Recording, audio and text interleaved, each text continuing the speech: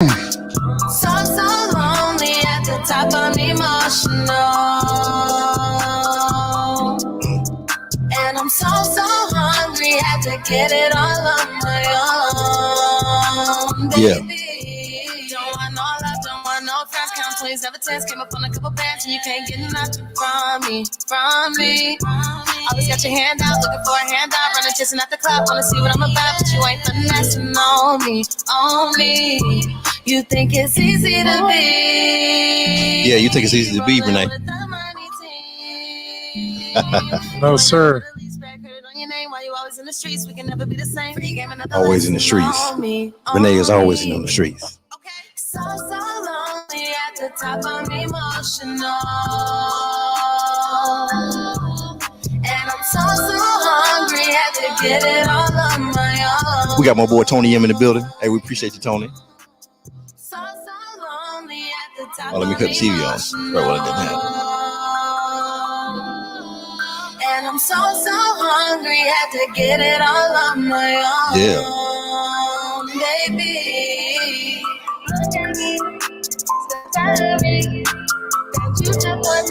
Yeah. Stop telling me. We live now? Yeah, we live.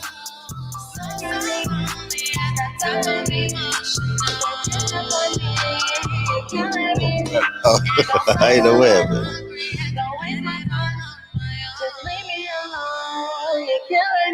Look at that sexy dude up there. Now shorty just pause. She got big love, I don't need your applause. Where would you at when my back hit the wall? Know when the call's about to end it all. Went off the deep end and you let me fall. Bounce back like D-Rose, bitch, watch how I ball. Lonely up here, but that's life, fuck them all. Can't trust them at all. Oh, the fidgeting starts. I got a grin on, boy. I know, don't you? Think about the homies who passed away. And ripping up the loot the fastest way. Yeah, better make them mad today. Fuck who don't feel it, the menace and villain. OG got me wheezy, it's really no ceiling. If you switched up on me, better stand on that shit. Still walk around like I be the man in this bitch. All right, motorhome. No Arado. You can never kill the vibes. Take your best shot. Sitting high, number 9. Yeah, you probably log on. You can see the comments too. So lonely at the top, I'm emotional. What's going on there, motorhome? Get it all on my own. Got a volume there.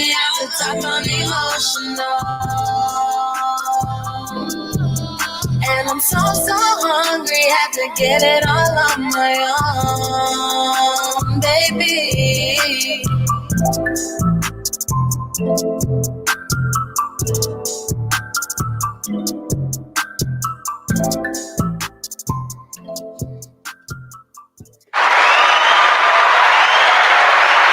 Hey, y'all better stop playing. Hey, welcome to a very special edition. This is a 2.0. If you don't know what 2.0 is, a 2.0 is when a guest has previously come on the show, but you know they were so hyped that we had to bring them back. You know, like I enjoyed them so much that I brought them back for another show. But no, the real deal is this right here. Renee, that's my homeboy, that's my partner, that's my brother. And so you know, he some time ago, some moons ago, back when I was recording him, when we first met, I just started recording him. I was listening to him. I was like, dude, I said, man, you need to stop making these videos right here. I said, you know, you need to have a YouTube channel. That's what you need to do. And I said, because one, like, you know so much about this stuff, and you're hard ass in a good way. And that's why I really kind of started messing with him, because one, he's very direct, and I like people that are direct. You know, they don't hold no punches. That they're not gonna give you no candy. You know, they pop your hand, and that's it right there. But it's all out of love. And if they didn't say anything, then it means they don't care. So my thing was, I think that's how our relationship fostered from the beginning. And but it just make it funny is you know, I had started recording him. When really we first met face to face, I was recording him, and you know, he was helping me, and I'm sitting there recording him. He doing all the work, and I'm just recording him. I'm like, no, talk about that. What you doing? You know what I'm saying? And so by the time, you know, we go get something to eat, we in the truck, and I'm recording him. He don't know I'm recording him. He was talking to our homeboy SRT Marine, You know what I'm saying? Shout out to Flores. You know what I'm saying? He was talking to him, and and so I was recording him on the side, and he kind of gets me back now. He takes these pictures because he know I don't like pictures. He'll just take them and he'll post them and shit. You know what I'm saying? And I'm like, dude, come on, man. I'll be doing something. He'll just take a picture, and be like, no, it's because you don't take pictures. That's the reason why.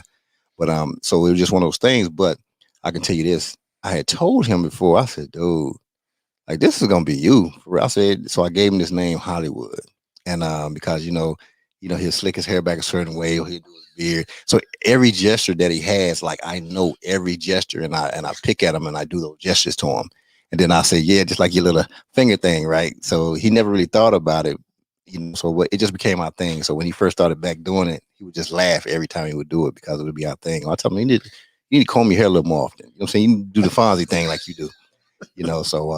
So he gained the nickname Hollywood, and so the name is stuck, and so he's of course he's the Cross.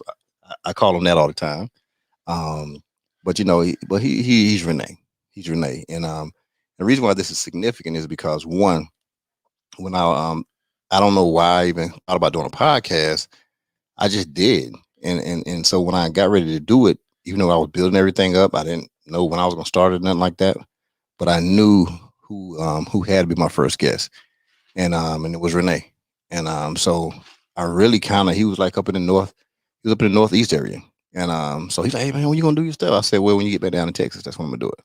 He said, no, for real? I said, yeah. I said, I'm away. I said, you're gonna be my first guest. I said, so I won't start until you get back to Texas.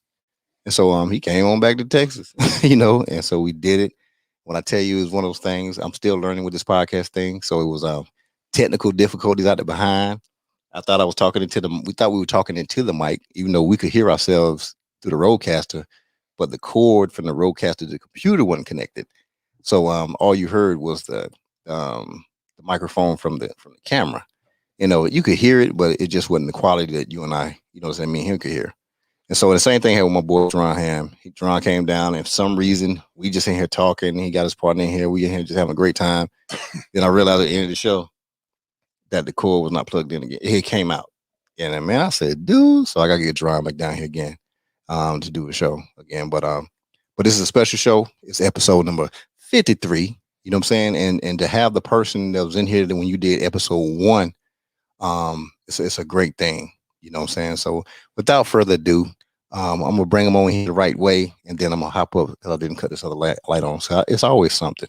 It's always something. You know what I'm saying? So I'm gonna give that applause with him. Bring it on in. I'm gonna grab this light. All right. Without further ado, my boy Renee, aka Northern Cross.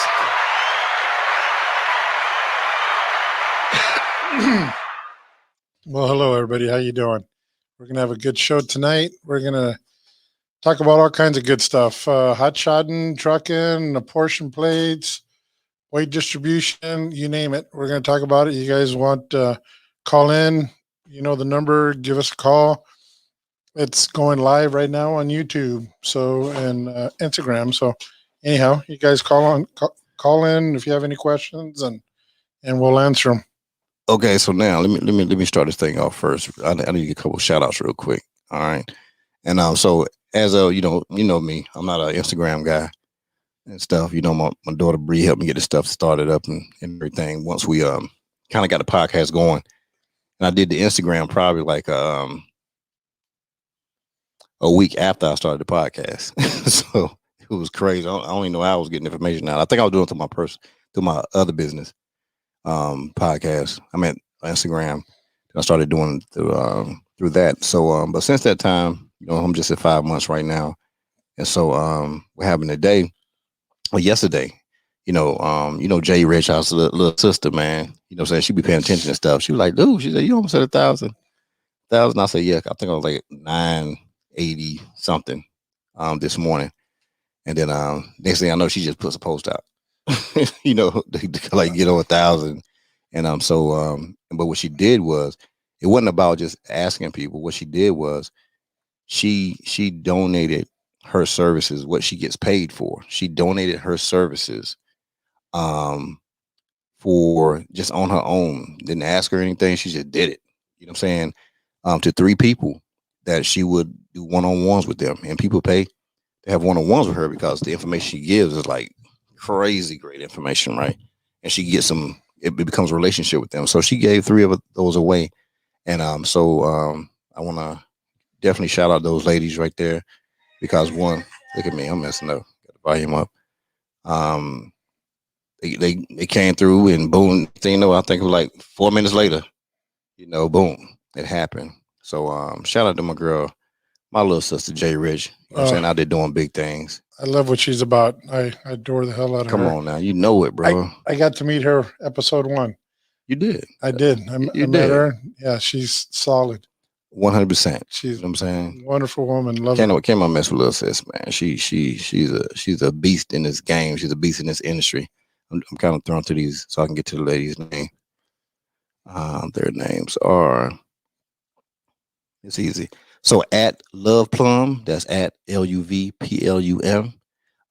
At just underscore Monisha, that's at just underscore Monisha, MONISHAA, and at Tanya underscore New, that's Tanya underscore New, that's TANYIA underscore NEW. I'm gonna put it in on the notes as well. So hey, I really appreciate you 3, you know what I'm saying, for just it cost them nothing to follow, right?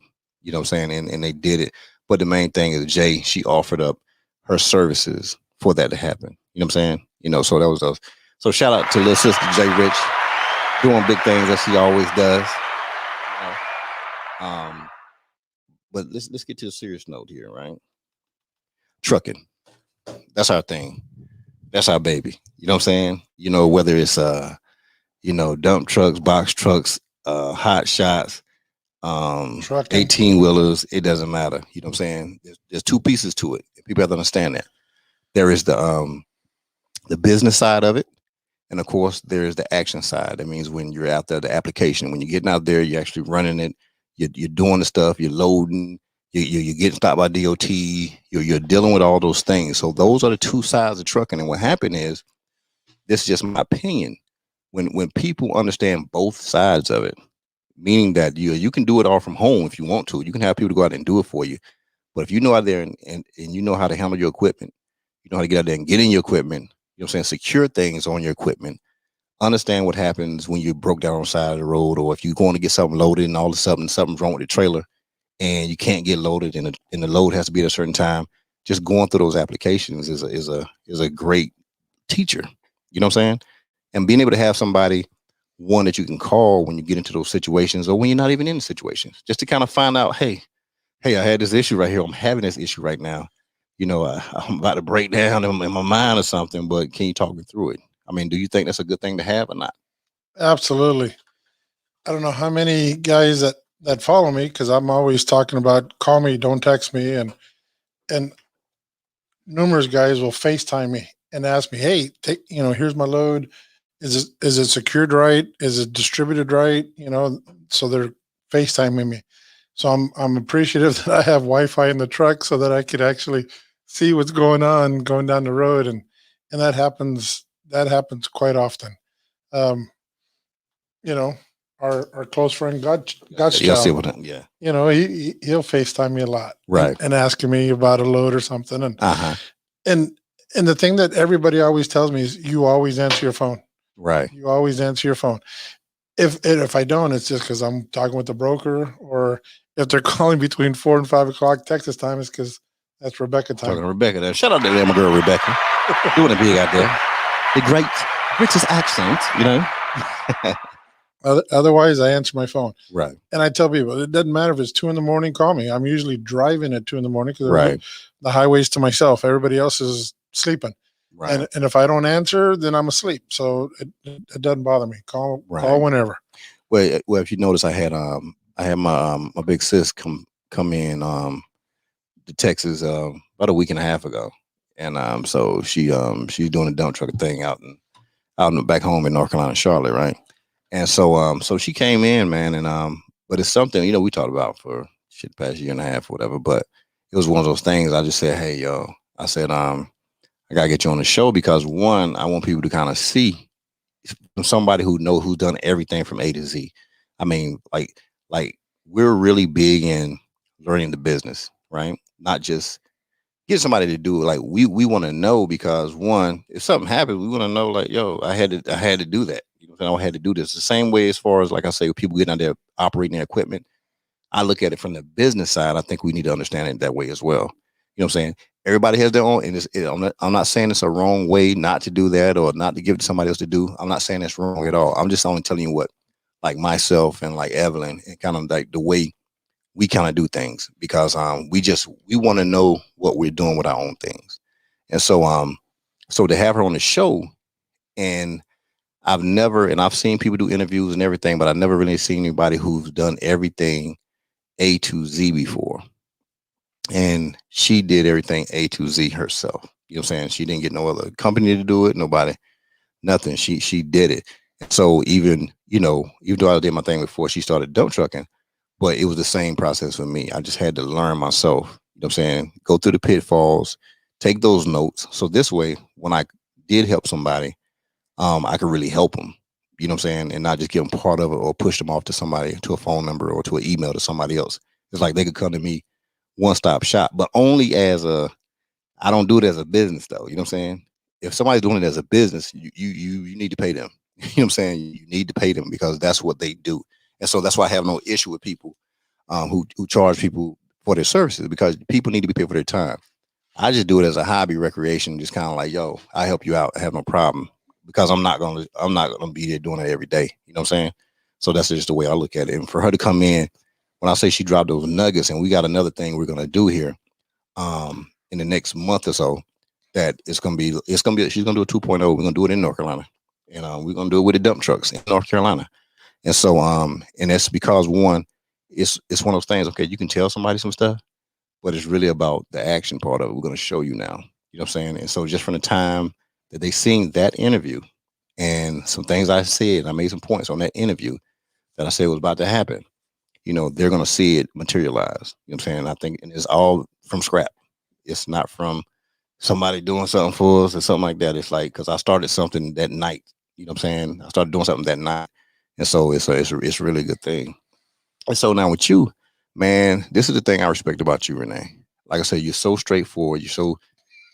You're raw. You know what I'm saying? Which is nothing wrong with that, bro. You know what I'm saying? It's nothing wrong with that, man. You see something, but you say something from the safety aspect of it, because, one, there are people out here, when people secure things wrong, there's something can fly off the truck, you know what I'm saying, tilt over, do this, the center of gravity not being right, and could cause injuries and kill people, right? You know what I'm saying? So talk about some of the things you see out there, especially coming back from Alaska. Or you can talk about going to Alaska. You just recently went up to Alaska and then you came back. So what are some of the things you did see heading up to Alaska? Oh, you know, man, it's difficult. It's watching Instagram, watching my followers, the videos that I do, and just watching some of the stuff that's going down the interstate. I'm not one, like you said, I'll if I stop at a truck stop and I see somebody, I'll take the time and explain to them the load's not distributed correctly, or it's not secured properly, and some of them are nice about it, and I'll go and explain. And the ones that aren't, they're, dude, I've been doing this for 7 years, and I'm, well, you've been fucking up for 7 years then, because that's not the way to do it, and I'm grateful for the ones that are eager to learn, Right. and then I can help them, and then our guards are down. True. But it's the ones that that have that attitude, and it's like, all right, fine, you can't fix stupid. So because guys will post other people's loads, and then other guys will say, well, okay, you took the time to post it, but did you correct it? Did you help him? Did you pull him over and say something? And so Right. I will, and I got a train horn that will get somebody's attention, but anyhow, and if you're open to it, I have no problem spending an hour, and I've done it many times, because Hotshot, it's a new industry and people are getting into it. They'll watch a YouTube video, they'll watch Toe Piglet, and they think that they got it figured out, and they're going out there, and some of these guys are the poster child for DOT, and that's why DOT exists. So I try to lend a hand, with the videos that I have, and people, you know, I've been told many, many times, I watched your videos, but none of it made sense to me until I actually started doing it. Once I started doing it, now it makes sense, because it wasn't in them. When it's in you and you understand, you can watch a video. I mean, I love to cook, so I can watch a cooking show and not have even the volume on and figure out what they're doing. Right. And so it's got to be in you. The blood's got to be there, and for you to understand, because some guys, and I refer to them as steering wheel holders. They'll be, they're not paying attention to the trucks around them, and you can learn a lot from a truck driver in the way he secures his load. Right. If you pay attention. True. But if you don't, then you're going to keep doing the same thing over and over incorrectly. Right. Until somebody like me or another person, an individual, pulls you over and explains. And so it's hard for me to look at Instagram without, I mean, every time I look at Instagram, 99% of the time there's something wrong with somebody's load, and that's no bullshit. So I'll privately message them and say something, and then I show them my pictures, and then they're like, "Oh, okay, I get it." So many people will do, instead of having 4 points of securement, they got 2 points. Right. 2 binders. You lose one leg, you only have one. So how safe is that? If you use 4 binders and you lose one leg, you still have 3 binders. So guys that are use one chain through and through and one binder on both ends, securing a truck or something, and a Humvee, which is really heavy, you lose one leg, you've lost it all, and at night it's kind of hard to see. So you need 4 binders.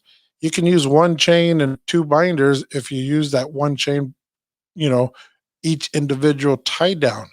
But guys don't understand how to do that. So, if you can't figure that out, then use 4 chains, 4 binders, and you're good to go. But DOT goes off the weakest link. If your chains are 8,600 and your binders are 9,600, they're going to go off the 8,600 pound chain. So depending on what the load weighs, you need to have enough securement for that load, whether or not you need 4 or maybe a 5th binder if it's over, the rated amount on the chain. Right. So why do you think so many people are not securing things the right way? Do you think because there's not really a formal Hotshot course or something like that? Or do you think just because people are getting out there because they're seeing things like Tom Piglet? we won't say no names. We don't want to say no names. Okay. But you know what I'm saying? We just, you know what I'm saying? Like there's no manual. There isn't, but there is one for semis, but people don't know that to use that. Right. So, and because half the time people don't know anything about it. They don't know they're watching semis they're watching YouTube videos thinking, okay, I can do this. This isn't hard, but and then once somebody like me presents that, shows them, then I see lights turning on. Okay. That's why I always tell people, don't text me. I can't see a light turn on when I answer you in a text. True. But if I'm talking to you on the phone, I can hear the light, as I'm explaining it to them, and like, oh, and once I start hearing that, then I feel good because then I know I'm getting across. But I'm not going to text you the answer. People will ask me questions and I'm like, call me. I'm not going to text it to you because it takes too long. I'm not the best speller. Yep. Normally I'm doing 70 miles an hour and you're not supposed to be texting and driving anyhow, but they just don't get it in a text. And I don't mind repeating it 2 or 3 times over the phone because I'm hands free and I'm going down the road. And like I said, I can hear the bulb turn on as I explain it to them. So yeah, that's why I'm always saying, call me. And people say, you're the only person on Instagram that'll say that. Well, you know what I'm finding out? I'm finding out information is not easily passed. I'm finding that people are really just kind of getting out here and top secret. Yeah. And I don't know why they want to hold the information. I don't know if it's like there are people out here getting paid for consultations who don't know anything. You know what I'm saying? They probably they Google some information, right? And they're getting out here, they're creating Instagram pages and they say, hey, I'm this right here and that. And then people are paying them, right? Because they really want to understand, they want to know, and that's what I have an issue with. So I have an issue with those people. Or if I see people who take other people's information and then they create something based off the information they only learn from that person, right? And they sell their course. You know what I'm saying? So I've seen that happen to a lot of people. And me, I contact them directly though. Like I'm that dude. So once I know, because if I know the person, I hit them up like, dude, I know whose stuff that is. Like all you did was you took stuff from this person and they probably just gave it to you, and now you're selling it. You know what I'm saying? And that's why I'm hesitant, and that's why I only deal with people um directly. You know what I'm saying? Like you have to, I'll give a person a game, right? But they have to see me face to face. And that's why I'm a face to face person. So I'll give them the entire game, but it won't be over the phone. It won't be via email. It won't be that, like they have to physically see me. And I'll go to where they're at. I have no problem with that. You know what I'm saying? And I'll take them from A to Z to their company, start their company from the ground all the way to their company running. You know what I'm saying? But if you're gonna, and I ask them, I say, hey, what I'm about to tell you, if you sell this information, I said I'm gonna have an issue with you because I'm giving it to you for free. You know what I'm saying? And I don't sell it. So I'm just saying I ask that you not sell it yourself. You know? Oh, I give it away for free all day long. Right. And I've had guys tag me Mm-hmm. on their videos and they're repeating the stuff that I just shared with them the day before. Yeah. And so I unfollow and I block those guys and I no longer help them again. So that they can't reach back out to me unless they have a different name. But anyhow, it's pathetic. What, it's like, why would you tag me on your video and repeat the information that I just told you? I just gave you. Yeah. And now you're trying to show, you trying to tell people that sound like you know what the hell you're talking about. Right. And there's so many guys out here doing this shit that only have a year under their belt. You know, I've had my authority for 19 years. I got 26 years doing this. I'm third generation truck driver and I got over 2 million miles doing this. Right. But see, you got to remember though, you have to remember to them, they're doing that. So they don't, for whatever reason, people are looking for the easiest process. People are looking for the path of least resistance. You know what I'm saying? And they figure if they can get that, you know what I'm saying? And I'm getting the answers. That's what people go for. And that's why these things are happening. You know what I'm saying? Over and over and over and over. I don't want to give them no advertisement. You can pour it down there. No, I'm saying because of them. You know what I'm saying? Shout out to them damn bottles up in the front. You know what I'm saying? I'm like, what's his name? Mayweather said, hey, did they pay yet? You see that Mayweather said with the water people? They said, hey, did they pay yet? Did they pay yet? Before he did his press conference at the end of the fight? Oh. They're like, no, that's it. So he took the bottle down. You know what I'm saying? It's the way it goes like that. You know what I'm saying? If you ain't Ciroc, 1186, Jaw Juice, or and that's just off on love. You know what I'm saying? And of course, you ain't Winking Drink. You can't look at the. Boom. Right there. See that? Right there. You see that? Y'all see that right there? Winking Drink. Y'all see that right there? Ooh. Oh yeah. Shout out to that right there. Y'all better go ahead and download that Winking Drink. You better get on it now. I'm telling you, you're gonna get on it now. Let's go. Listen, get on it now. But don't worry about it, because you know what? Just in case you don't know, you know what I'm saying? I'm gonna go into it right now. Shout out to the Winking Drink. Winking Drink, what? A Winking Drink, what? A Winking Drink, what? Hit up, G. It's 5 o'clock. It's time to leave. I dig into my pockets, pull out my car keys. Grab my wallet, walk out the front door. Unlock my phone, open the app store. I need a place to meet and think. Found a brand new app called Wink and Drink. Yeah, it's Wink and Drink. Hey, it's Wink and Drink. Come on, it's Wink and Drink. Yeah, them shoulders. A brand new app where people meet. Come on, it's Wink and Drink. Hey, it's Wink and Drink. It's Wink and Drink, a brand new app where people meet. Hey, y'all better drop that all on you right there. You know what I'm saying? You better drop it on. Shout out to my daughter, Janaea. You know what I'm saying? Out there in Virginia doing good things. I love you, girl. To my grandbabies, I said I love them as well. My daughter, Janaea, out there doing her thing. Oh, yeah. And shout out to Israel Lopez. Shout out to him. You know, my daughter's name is Lopez, right? So, Janaea, so she's J-Lo in reality. You know what I'm saying? So I call her J-Lo now. No Mexican in there? No, no, her husband. No, her husband, he's Puerto Rican and black. You know what I'm saying? So his last name is Lopez. You know what I'm saying? And so when she got married 2 years ago, of course, she became J-Lo. So she's doing her thing out there, doing it big. So shout out to my baby. You know what I'm saying? She's watching. She always got a dad back. That's what I'm saying. Doing her thing. Bree out there in California doing her thing. Brian, he ain't never watching. He just want the money. He don't want nothing. Shout out to Brian. He just won't never watch, but he won't everything. But it's all good. Yeah. So we have these self-proclaimed experts out here who are giving advice to people, taking people's money, right? So hardworking people, they want to get into the industry. You know what I'm saying? And they want to know stuff. And I got it. It is research, but sometimes there are people out here who will actually teach you and help you learn, right? It's certain simple as like I said, this is my piece with it. If you know how to start your business from like the beginning, from the ground, I ain't talking about legal Zoom, I ain't talking about going to some services or something like that, right? Honestly, I'll get you there. But I'll show you how to do it. You know what I'm saying? I would teach you how to do it. And because I've taught many of people, and I can call people on the phone right now who I've taught from step A to who out there killing it, and they're running their own business and they're running their own company, and from the ground up, and they know how to do it, and they're teaching other people as well. And so, and they're so happy that they learn from that way that it's great. You know what I'm saying? But sometimes people don't have the time to learn it that way. So that's when you need to go to see somebody, you know what I'm saying, as J Rich. And because she's gonna really, because that's what she does. She does it every day. I don't do it every day. You know what I'm saying? It's just something I can do. You know what I'm saying? I'm not every day doing this type person. You know what I'm saying? Because one, I have other things I do.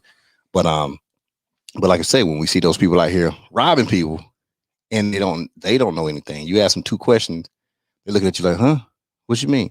Because they run off their rote memory. They can only spit something out. As soon as you pause them for a second and ask them a question about something they said and it's outline of their speech, they're like, oh, well, I got a guy to do that. Now, as soon as you say that right there, oh, I got a person to do that.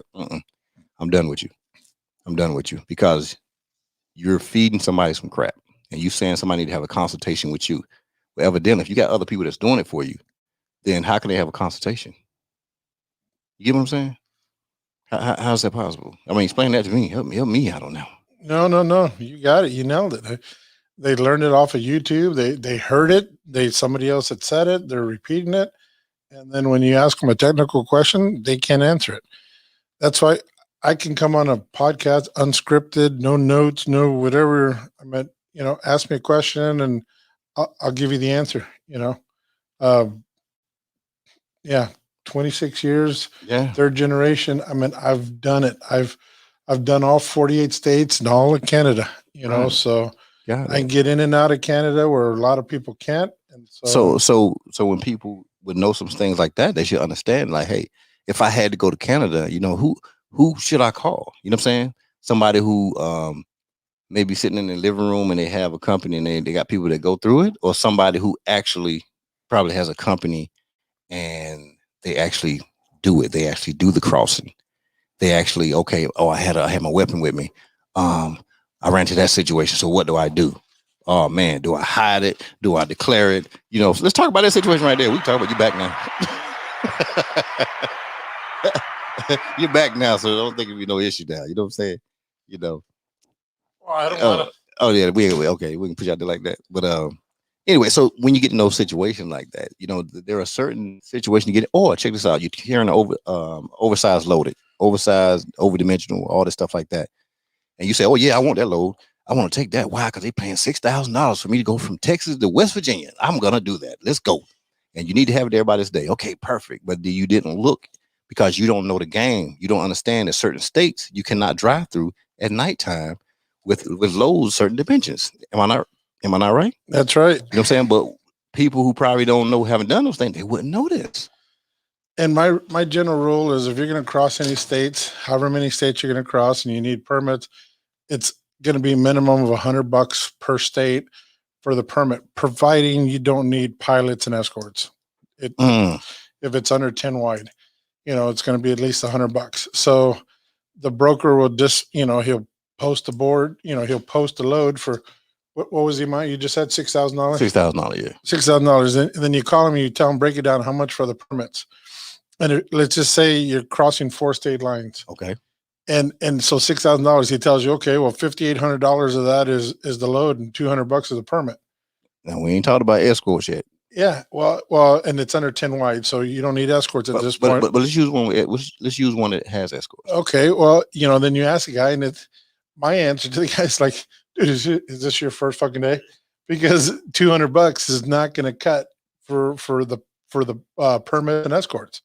And then at that point, then he realizes, what you're talking about. Right. Because somebody will take it just because of the dollar amount. The number. Oh, it's $6,000. Normally I do $2,000-$3,000 loads. 6,000. This is awesome. And then they realize that, with the escorts, it's they charge $1.56 so $1.80 a mile plus $65 a night for hotels, depending on how many states you're going to cross. I mean, you might have $1,000 set up just in escorts. Just in escorts. Why? Because, like you said, you got to pay for what now? What part of their fee that they charge? $1.58 to $1.80 a mile plus $65 a night for hotels. Now think about that. So you got to add all that up. And he didn't, and he's giving you $200 for permits. So you're thinking, oh, he, $5,800 for the load, $200 for the permits. We're good. Well, somebody that's never done it is going to jump on it. Right. Because the first thing they saying, well, oh, the load pays $6,000. I'm about to kill him. Yeah. No. You about to get killed. That's what you about to do. Yeah, you're barely going to break even. And now you're not going to think about fuel burn. Okay. Because even when you were taking that one trip, you know what I'm saying? Because we talked doing throughout the trip, whatever. Man, you like, man, Goliath, the fuel, the miles per gallon you were getting were like crazy ridiculous, because it probably was you got to pay attention to weather. This is another thing, right? So if you're taking wild loads, if you're taking containers, let's talk containers.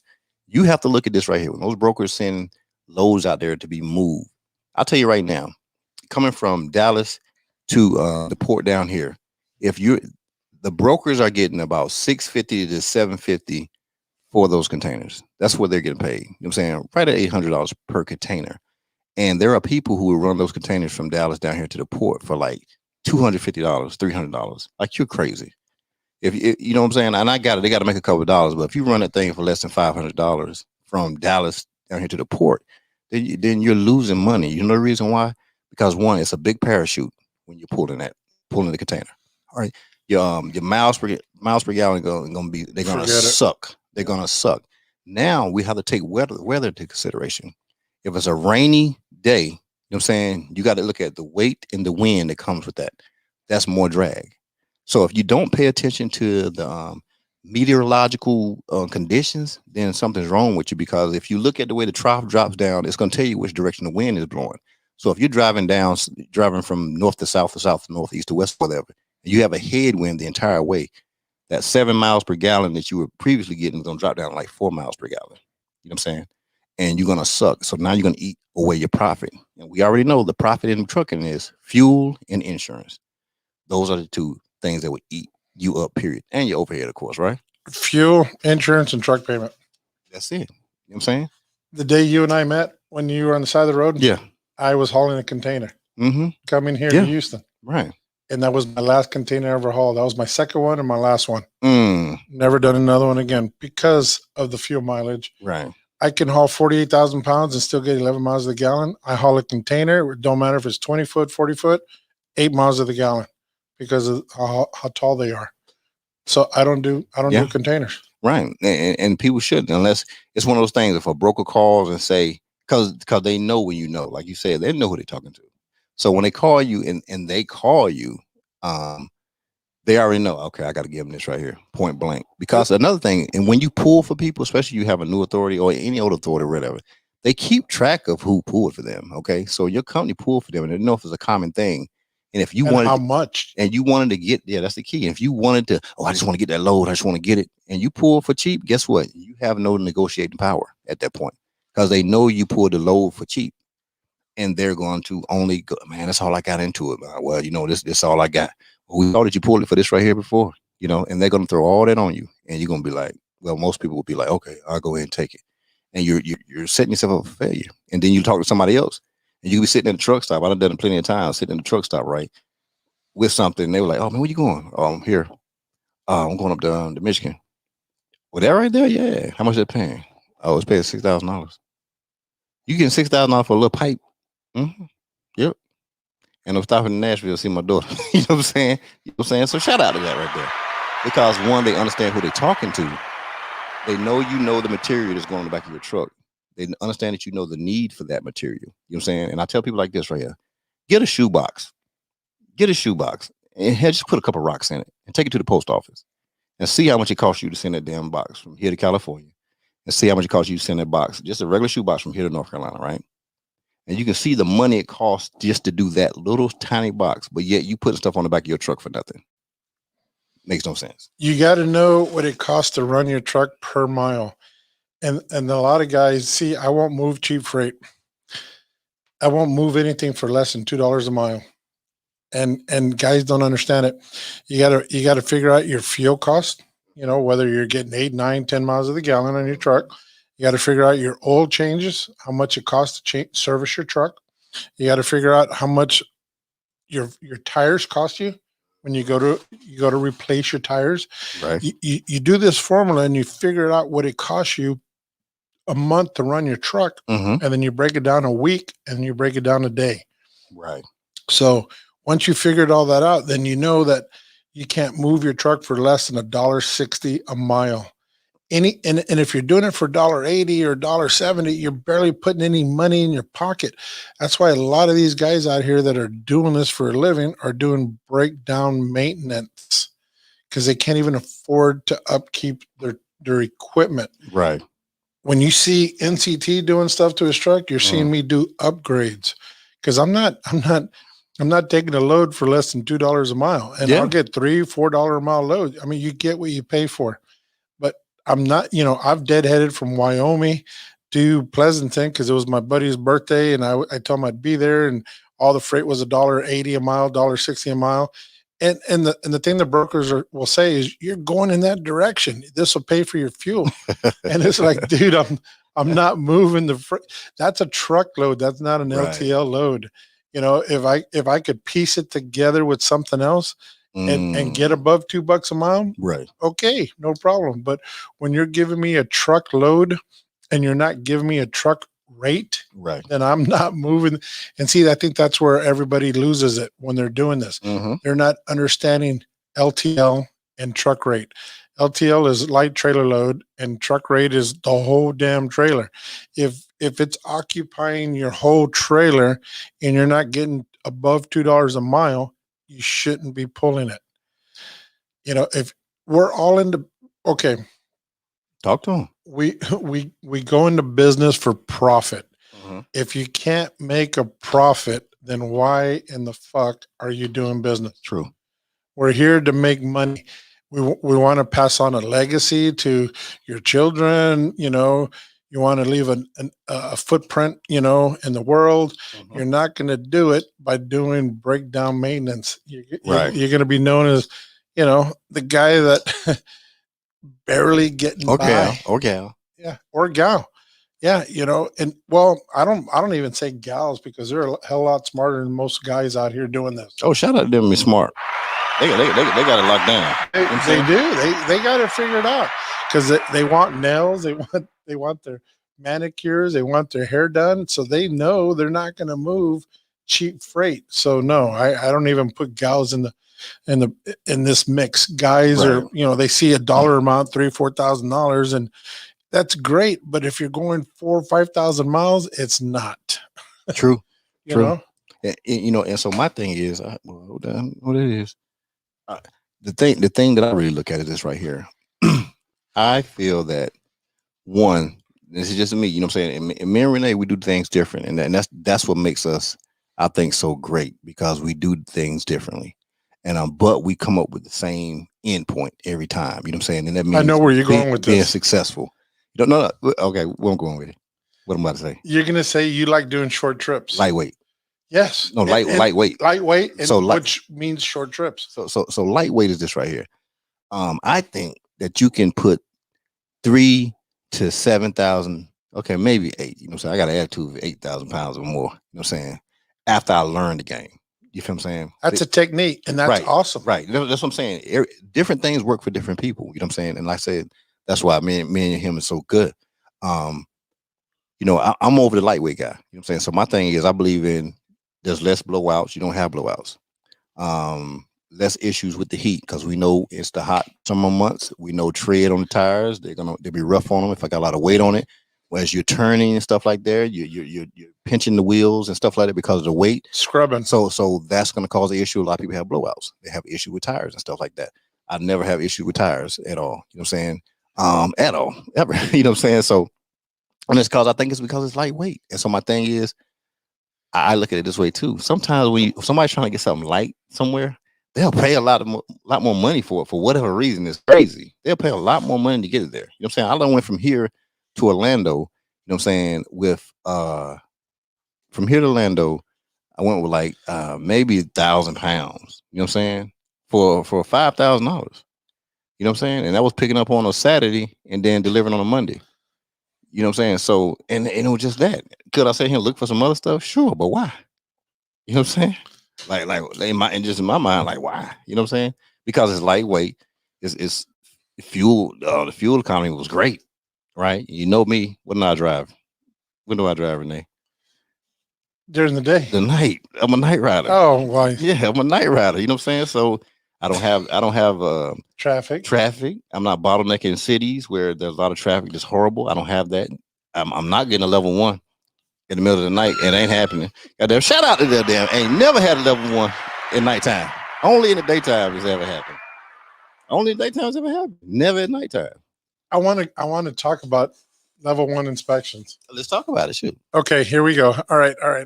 I did a video on this, and I'm passionate about this particular subject right here. I'm going to tell you. Yeah. So many guys that are getting into the industry are always tagging, saying, videoing this DOT officer. They got the hots for me, or they're after me. They just keep giving me level 1, 2, 3, whatever it is, inspections. Right. And so I ended up having to do a video, and I had to clarify it to all these, we'll say numpties. Your favorite word. But here it is. So right. The way I explained it is, if you work for a company and you want a raise, they do an evaluation, right? Yeah. They talk about, you coming into work on time, you go to lunch, you come back on time, and all these things are gonna equal the raise that you've earned during that year's time. Right. And that's how they come about your raise. When you go into business, you're in business for yourself. You're the employee. So DOT, when they do an inspection on you, you got to stop and think. That inspection is no different than an evaluation. That's how the shippers and the receivers know if your shit's together. If you fail an inspection and you call on a load, and if they tell you, sorry, somebody else picked up that load, it may not be because somebody got the load. It may be because as soon as you call on the load, what's the first thing they ask you for? Your MC number. Yeah. So if you give them your MC number, the first thing they're going to go is Federal Motor Carrier website, and they look at your score. Safer. Yeah. If you're safer, the safer website, that's what they're going to. Right. If it ain't up to par, then they're not going to trust you with their product. So they're going to tell you somebody else got that load. Sorry. And that may be the case, but 9 out of 10 times it could be the fact that you failed an inspection. So when I did that video, the thing that I told everybody is, at that particular time, when you get pulled in and they're doing a level 1 or they're doing a level 3 inspection, implore them to do a level 1. Yeah. And at that particular time, that inspector, that DOT scale master, you have his one-on-one individual attention. Right. He's the instructor, he's the teacher, he's the professor, he is the guy. Right. So people will call me and ask me questions, but the day that they're having an inspection done, they can ask him right then and there, because they have his one-on-one attention. And that's his job. He's there to help you. Everybody thinks that they're there to, they're picking on you. No. They're trying to get all the guys that are doing that are trying to get into the industry, that are doing it incorrectly. Those are the ones that are trying to bust. My truck looks like a billboard. It's all reflective. You can't be incognito with it. You're not going to roll by a scale and they're going to see me. Right. So guys that have the information on a window, if they have it shoe marked on there, if they got a magnet, or if they got it on a piece of plywood, and they stick it in a stake pocket on their bed, those are the guys that are getting the level 1, 2, 3 inspections away from the scale, because they think when you roll by a scale, you remove that and make it look like it's your own product back there, and you're just rolling by, and you're not trying to compete with DOT guidelines. So that's why those guys are getting harassed, and they feel like they're getting harassed. But if you letter up your truck like a billboard, then they know that you're not trying to be incognito. When I first came down here, I thought it was because those guys, went to a titty bar and they just didn't want to advertise their business. But no, it turned out that a lot of those guys would roll down the window because they don't have the proper credentials. So they're scrolling by that. They're just outlawing it by the scales. Right. So get your ducks in a row. If they're going to do a level 3 inspection, implore them to do a level 1. Yeah. Level 3, they're just basically looking at your paperwork. Level 2, they're looking at your paperwork and looking over the truck. Level 1, they're looking at your paperwork, looking over your truck, looking at your logbook. They're fine tuning you, which is basically an inspection on your truck. And when they put that sticker on there, then the next state may want to do another inspection. They don't care if you did one a day ago, 24 hours ago, 36 hours ago. You're in a different jurisdiction. So don't get all excited about. And here's the thing that I also mentioned in that video of mine. So last year, my insurance went down $1,000. And that's because of all the inspections that I've had. I passed every one of those because I asked them to do a level 1, not a 3 or not a 2. Right. So by having level 1s and passing those, that gives me a better score rating with Federal Motor Carrier with their website, and that it reduces your insurance. So with no tickets, no accidents, no out of services, then that affects your credit score, your insurance rates. Right. So that's why I say implore them to do a level 1. So when you renew your insurance is going to be a lot cheaper. It's going to drop. Yeah. So don't look at it as they're picking on you. They're basically doing your evaluation as if you were working for a company, because whoever you're going to pull a load for is going to look you up on the safer report. And if you're doing a good job and you're passing, then they're going to have you move their product. But if you're failing those inspections, they're not going to have you move their product. They don't trust you. Right. So your insurance rates aren't going to be going down every year if you don't have a good score, basically. So, and the only way to do that is to make sure you can get with some people who actually, once again, who know what they're doing, who have been through the stuff, who have been through, everybody gets into the business. You have to go through your initial entry audit. You know what I'm saying? So within between 1 and 9 months of you having your company, you're gonna get hit with an audit. You know what I'm saying? And what it is, the audit is nothing to beat you down. It's one to make sure you're honestly, it's really to help you, educate you. It's really an education, and they want to make sure. Trust me, they're more apt to want to make sure that you continue your business, because one, you got to understand, it's going to generate income, it's going to generate taxes, and that's the only way they can be there. If they just keep putting you out of service, then guess what? That's another business that they can't get any money from, and they're not going to pay their salaries. So it is a cross between, they have to give citations, but there are a lot of good DOT officers out there who are really about the education. You know what I'm saying? I know 2 people I personally mentor. They've gotten a couple of level 1s, and they called me on FaceTime during their level 1 while what's going on. And I'm just like, yo, don't even worry about it. I said, it's good. I said, just say this right here and you're good. Because everything they had, it started with their book. Once they seen their book and the way it was tabbed and highlighted and everything, and how they had the big pictures and stuff in there, the DOT officer paid attention to that. And once they seen that, they were like, okay, well, okay, they're trying. You know what I'm saying? And though they had a few things that they could get them on, but they say, hey, I'm not going to mess with you. I'm just going to, I can see you trying to do the right thing.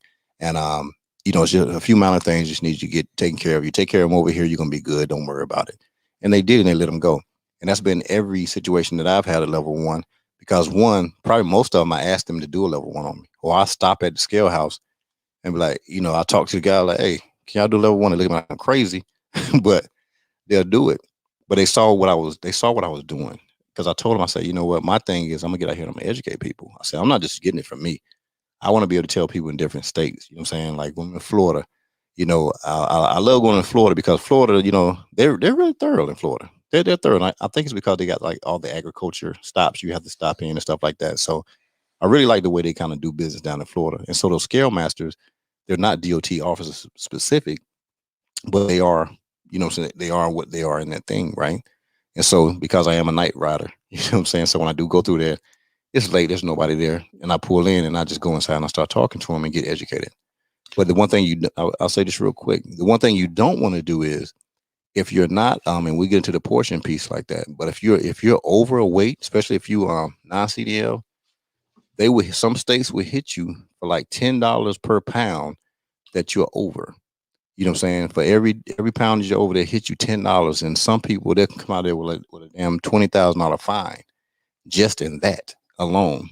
So and then, you know, I'll let Renee talk about the portion plates. Then I'll talk to people who don't do a portion plates because it's either or. You can do either or, you know. But he's good on the part about the portion piece, and I'm good on the piece about without the portion plates. You know what I'm saying? So I'll let him talk that piece right there. Well, just to add to what he just said, when you do go in there and do an inspection, they do a level 1. Establish a relationship, exchange business cards. So if you have a question down the road, you have somebody you can call.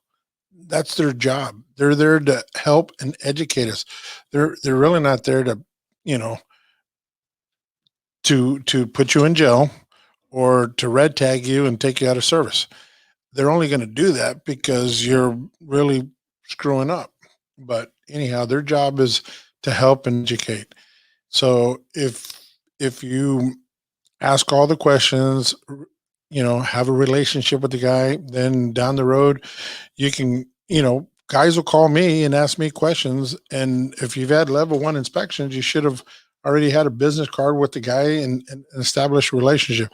But the only reason why they don't is because they already have that mentality. Yeah. Oh, he's attacking me. Mm-hmm. So they don't have that relationship. But if you go in there with an open mind and it's like, hey, you know, and talk to the guy. He's not there to screw you. Mm-mm. You know, if you're doing something wrong, he's going to take you out of service. But anyhow, so, you know, get his business card so that whether it's Illinois, Florida, Chicago, Texas, it doesn't matter.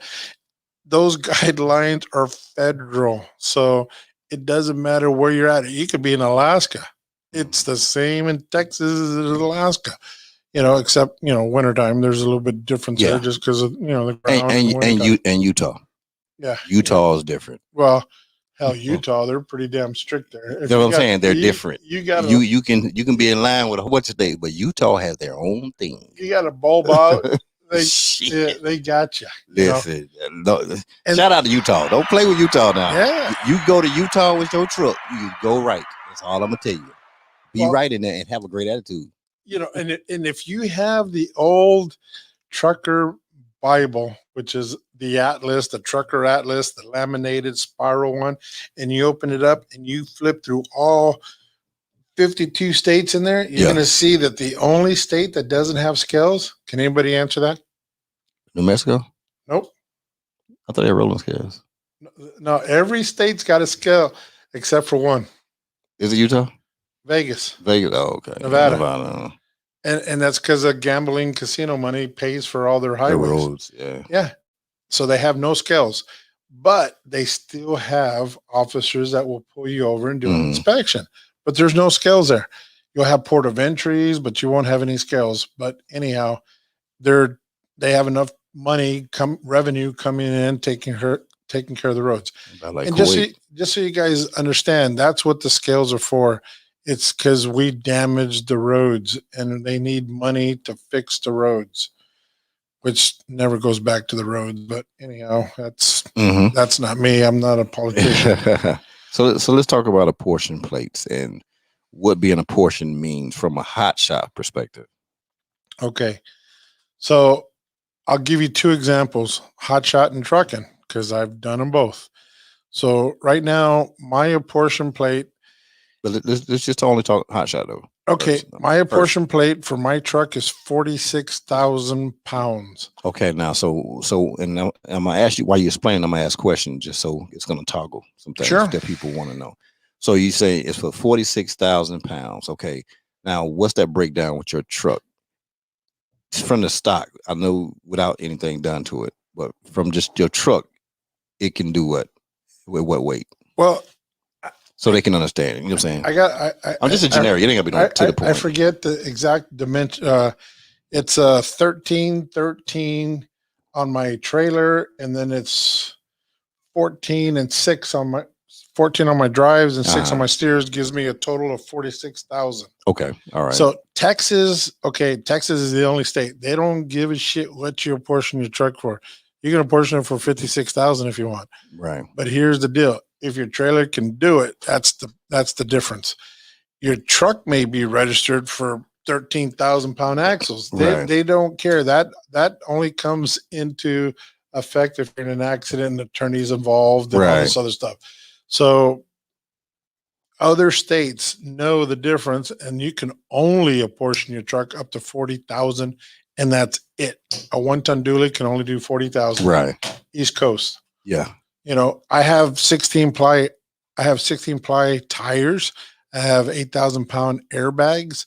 I got a shocker hitch, and I got air ride on my trailer. And that's why I'm able to do 46, because of all that combined allows me to do that. I have disc brakes on my trailer that help me stop.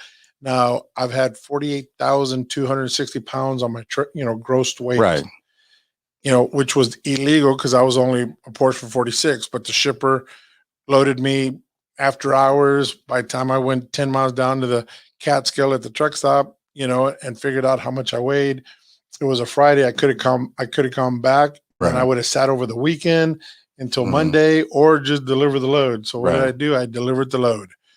48,600 pounds. Okay. So no, I'm saying I got that piece right there. So, but from looking at them so they can understand, like when you go buy a truck, it says a truck can pull so much weight, right? Then people go buy a trailer and it says it can pull so much weight. And the reason why I'm trying to get to this point is because some people, they'll have a truck already, right? And then they're running and buy a trailer, but they might not have a CDL. And what happens is if you buy a truck and a trailer combination, then as soon as you connect those two together, you're not even allowed to drive it because you don't have a CDL. Because what it can carry exceeds 26,001 pounds. You know what I'm saying? When you're non-CDL, 26,001 pound is your limit. My tear weight, my empty tear weight is 24,000. Right. No, we got with you, but what I'm saying is for them, right? I'm just trying to get to a point for them so they can understand. They have a regular dually truck. We're gonna take your life out of it. So somebody just has a brand new F350. Let's just say it's just a regular F350. Okay, I know you're a Chevy guy. So they got an F350, and its GVWR is 9,000 pounds. Okay. And then they go run out and get us. I'm gonna get me a trailer. It's a 40-foot tandem axle, and it can pull the earth. You know what I'm saying? But because that combination together, you know what I'm saying, once they connect it together, they're not even allowed to drive it because one, its pulling capacity exceeds the 26,000. That's the reason why people go get their stuff derated. You know what I'm saying? And they may be just talking on the other lower end of things. You know what I'm saying? But once you mentioned the word dually, then you said 9,000 pounds. Well, 9,000 pounds is going to be single rear wheel. Right. SRW. It's not a dually. But you got to know what you that give truck, a point, right? Right. Okay. Right. You got to know what the truck is capable of doing. You go. You got to know what the trailer is capable of doing. Uh-huh. And then you got to figure out what you're comfortable of hauling. Right. And then you need to figure out whether or not you're going to do the CDL. If you're only comfortable of doing 26,001 pounds, and you're non-CDL. Right. But and if you're doing 26,001 pounds and you're doing a dually, well, you're going to be able to do that comfortably because you're never going to wear out the truck doing that kind of light loads. And that's fine. And there's money there, but you have to have a good dispatcher to help you find those kind of loads. Mm-hmm. What I do is totally different from everybody else. And I've said it in the first podcast, and I'll say it in this one. What makes you different makes you money. One of my coolest loads was 16 wide. So no hotshot are doing 16 wide loads. But if you're able to do that, that makes you stand out from the rest. But again, not everybody's into that. So you're, you know, you got to do your comfort zone. And if 26,001 pounds is it, well, then you're non-CDL. When you do non-CDL, you're not required to have IFTA, and you're not required to have your consortium, which is your drug testing. Those are the only two things that aren't required when you're non-CDL. But if you're CDL, and I've posted pictures where I had to do a random, and I had several people reach out, why are you doing a random? When you go into business for yourself, that doesn't mean that you don't have to do random drug testing. You're still part of, you have to join a consortium, and you still have to do drug testing it just like you did when you worked for an employer. Right. People still have to, and that's DOT. That has nothing to do with anything. That's a DOT guideline. And if you're not signed up with the consortium and you're listening to this podcast, you need to sign up.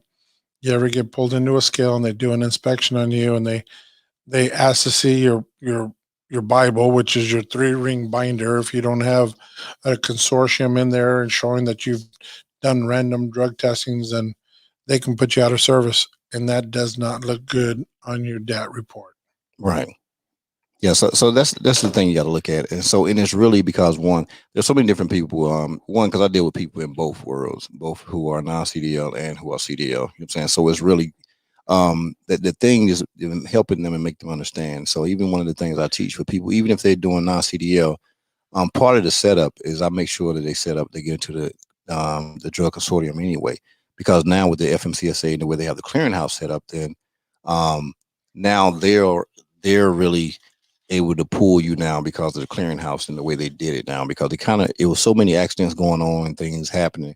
Even they know you as an owner, you have to maintain, and you have to do X amount per quarter and stuff like that yourself throughout your company. Well, FMCSA was kind of losing sight on that because there were so many accidents where they were finding people drinking and stuff like that. So now with this clearinghouse, they're also able to pull just randomly that. And this is from outside of your company. They're able to pull and have one of your drivers do a drug test now. You know what I'm saying? Because they just recently kicked that off toward the late end of last year, and they made everything kind of mandatory, like February, March, and stuff like that. So, and then that's why it's important if you know, when you guys know your company, you'll stay abreast of these things, because one, it can just happen, and you don't want to make sure you get caught out there. You know, but I say like one of my little bro, he does non-CDL hotshot. And so in his first week, I'm gonna say it was 7 days. So he did almost $10,000. And that's just non-CDL, lightweight. And so he was really shocked. Well, he wasn't shocked. He knew it could happen, but it was just one of those things. He was like, man, it really can't work. I said, right, because there's a technique and strategy to everything.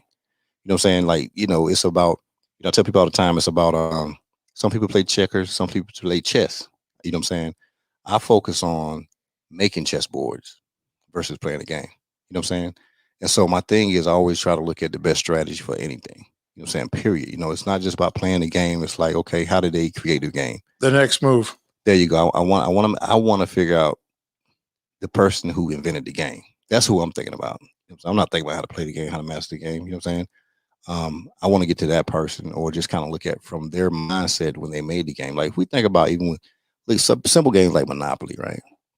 If people go back and look at the history of Monopoly, the game and how it was made and what it was originally called and stuff like that. And I won't put those things out there because one, I wanted to be a great research tool for you and see who really invented the game of Monopoly. You know what I'm saying? And the people, you know what I'm saying? Some ladies involved in that. You know what I'm saying? If people didn't know, you know what I'm saying? Smart. They're very smart. Women. Boy, listen, we need to listen to these women out here, because they figure some shit out. Oh, yeah. In a lot of cases, they figure some shit out, bro. Well, that's because they can multitask. Yeah. We can. Yeah. I mean, the creative sense in it.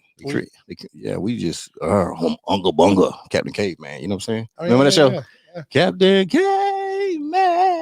And son, shout out to damn Captain Caveman. Uncle Bunga. Uncle Bunga. Go ahead. Let me take over here, or let me. So when people ask, is there money to be made in hot shotting? Right. Let me give you an example. Talk to him. I picked up a load in California, and that load paid me like $10,000. It was a satellite antenna, and it was going to New Brunswick, from California to New Brunswick, which was just north of New York in Canada. So, and they had two loads, and they were paying $10,000, but they didn't want them both on one trailer just Right. because the year before one of them got damaged, and they still never got to use it until this load got up there. Okay. So they wanted to keep them separate because they were Right. so expensive. It was a military load. So I took one, and a trucker and a step deck took the other load. Okay. So I loaded this cell phone tower. It's a tow behind trailer type of tower. Uh-huh. I loaded that on my trailer. 100 miles north of there, I picked up a second pick going in the same direction as New Brunswick. Right. So I picked it up. Yeah. And this is Monday when I picked it up. Mm-hmm. So on the way up to New Brunswick, I pick up a third pick Mm-hmm. in Salt Lake, Utah. And so that third pick I put on my upper deck. Right. It was 13 feet. I had 3 foot of overhang in the back, 2 foot of overhang in the front, because I only have an 8-foot upper deck. Definitely. So all 3 picks on the way to New Brunswick. Right. As I go to drop off the other 2 in New York on the way up to New Brunswick. So that took 3,700 miles Monday to Monday. Monday. Yep. I remember that. And that yielded me $19,800. I remember.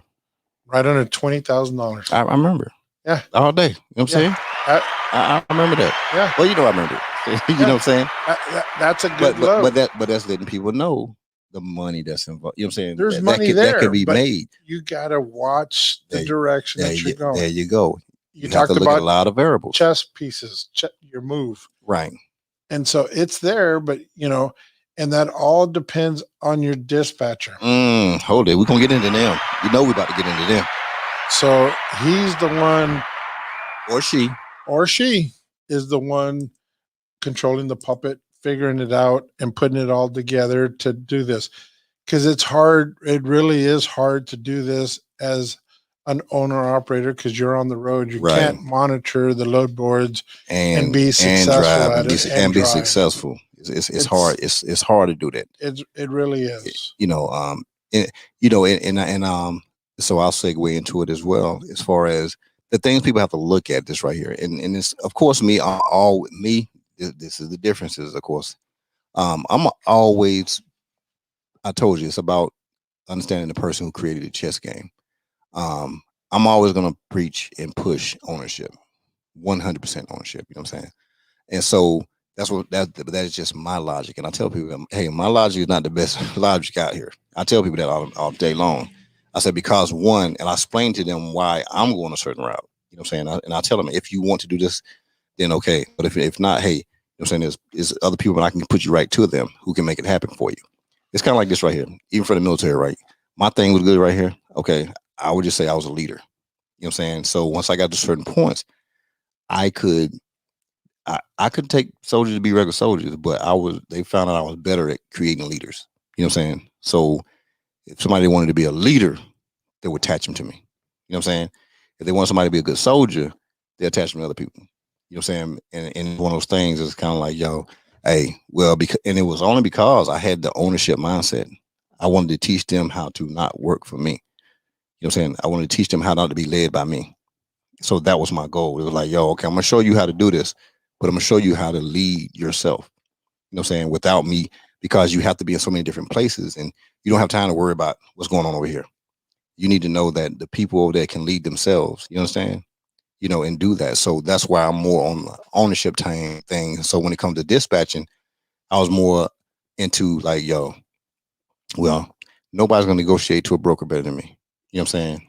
For me, because I look at it this way, and I tell people all the time, okay, you give your company, and I talk, my boy Sapdog, he on here, and I laugh at people, oh, Jim, not him, but just different people, oh, man, I just had to get a dispatch, and I laugh at him. I laugh all day. And what you laughing for? I said, no, you going to fire me in a little while, that's why. No, they good. Oh, man, they always going to be good in the beginning. always been good for the next 2.5 weeks. I said, well, you're gonna see what's gonna happen. I said they had to put a representative on when they talk to you. Oh no, you this right here.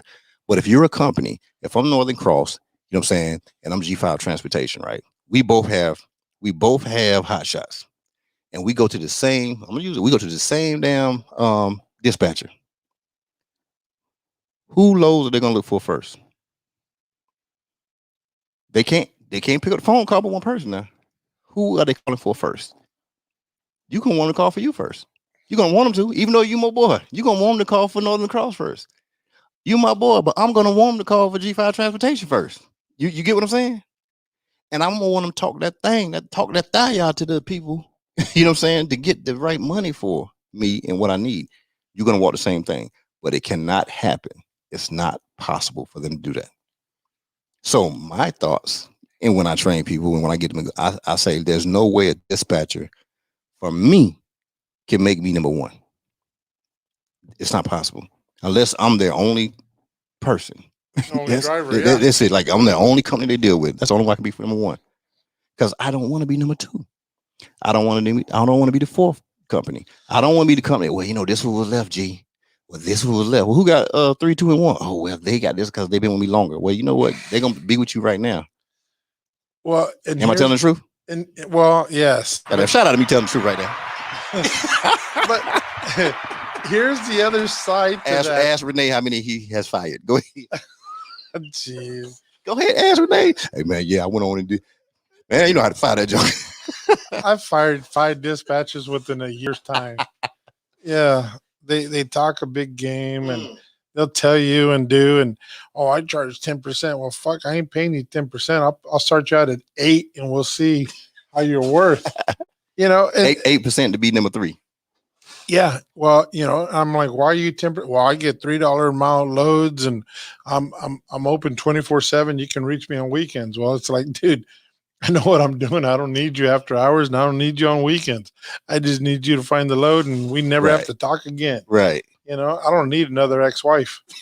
I don't need to talk to you. Shout out to that weekend. I don't need to talk to you, dispatcher. But anyhow, yes, a good dispatcher is hard to find. And every one of them out there, they're in their 20s because they know computers, but they don't know the industry, the lingo, and how it's worked. They don't know how to negotiate the load. So I dispatch myself. Every load that I find. What you do? I dispatch myself. I just want to hear you say it out loud. That's all. Shout out to every day for dispatching your damn self. I dispatch myself. Every load I find on the load board, I normally get $300 to $1,100 more than what it's posted for. There you go. And that's every time. I don't bid on them. I don't work my way down. I work my way up. Yeah. Up. Yeah. And a lot of times, some of the dispatchers out here, they won't work themselves anywhere. Yeah. Because one, their only focus, it's one of those logics again, right? If I got 10 companies, right? If I make this, I don't need to make $100 off each one of them, right? That's $1,000 a day. I can do it, and they can really do it. If they got 10 companies, they can get a little $100. Yeah, because they only shooting for 100. They think about themselves. They're not thinking about where you got to drive. If it's a tarp, they only want to mention it. Oh, I know he don't like tarp, so I ain't gonna say nothing about the tarp. It's gonna be on the Raycon, but I ain't gonna say nothing about it because the weather look like it's gonna be good, so I'm not even gonna mention it. And then they don't go back and get it. You know what I'm saying? So my thing is no. I want on, you know what I'm saying, on there's gonna be $150 tarp charge. You know what I'm saying? On the thing, well, it don't need tarp. I don't care. Put it on the Raycon. Period. You know what I'm saying? Why? Because something always happens, Renee, where some type of way it needed to be tarped. And then now you got to go back and forth with them where it had to be tarped. No, it's on the paperwork. But see, a lot of people who you work for, that's what I call it. When you have a dispatching service, just me, I'm not saying it's like everybody because I love dispatching companies. But sometimes you wind up working for them. And so I tease people. Shout out to Sap Dog. When I said, oh, so you did spent all this money in this beautiful truck and trailer and stuff, so you do work for somebody else. I said, that's cool right there. That's cool. I think that's so cute when you buy all this equipment and you go work for somebody else to tell you when to move your truck. And for that little bit of money that they're only going to book to get you, because all they're gonna tell you in the conversation, man, I tried to get this much. I tried to get some, but they didn't budge. That's what they're gonna tell you, but that's not the truth. No, I never promise is. you, it's Never, not the truth. Never. They got their quota for the day. They Yep. got 10 companies. You were number 10. They got you what was left, and they got their $100, and they made $1,000 per day. They have no skin in the game. You're not the one in the traffic. You're not the one securing the load. You're not the one tarping it. You're not the one having to drive in the middle of the night to get it across 3 state lines. They're not the one doing all that.